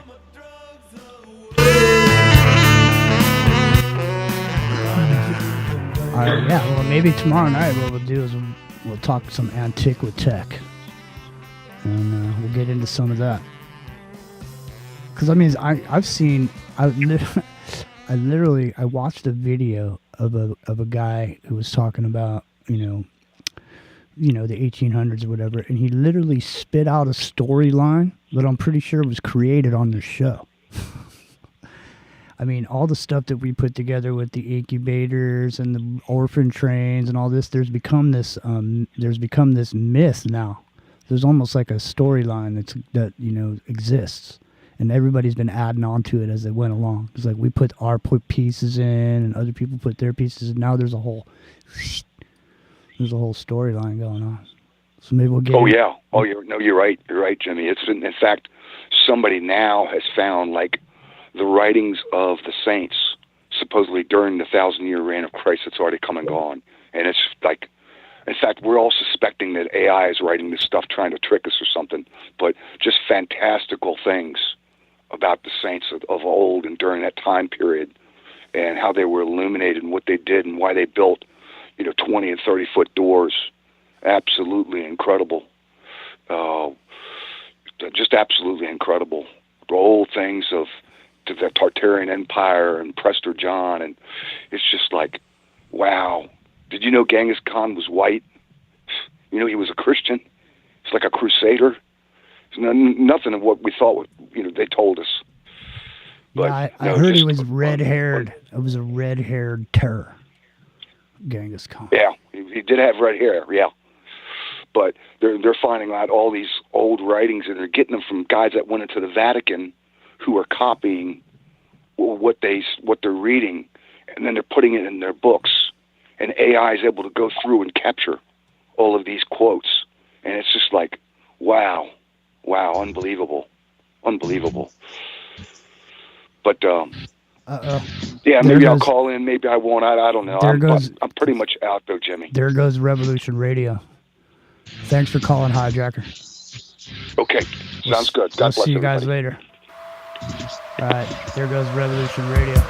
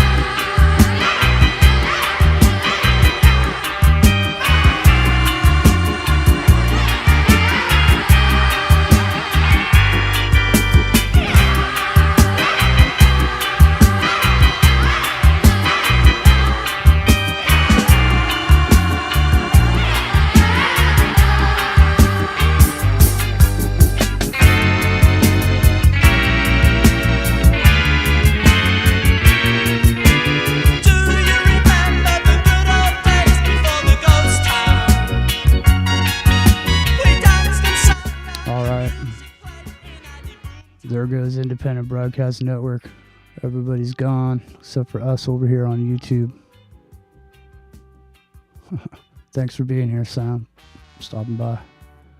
Thanks again, Amber. Thanks again, Fingerman, Polly, Flippy, Matt, Mike, Martin, Karen.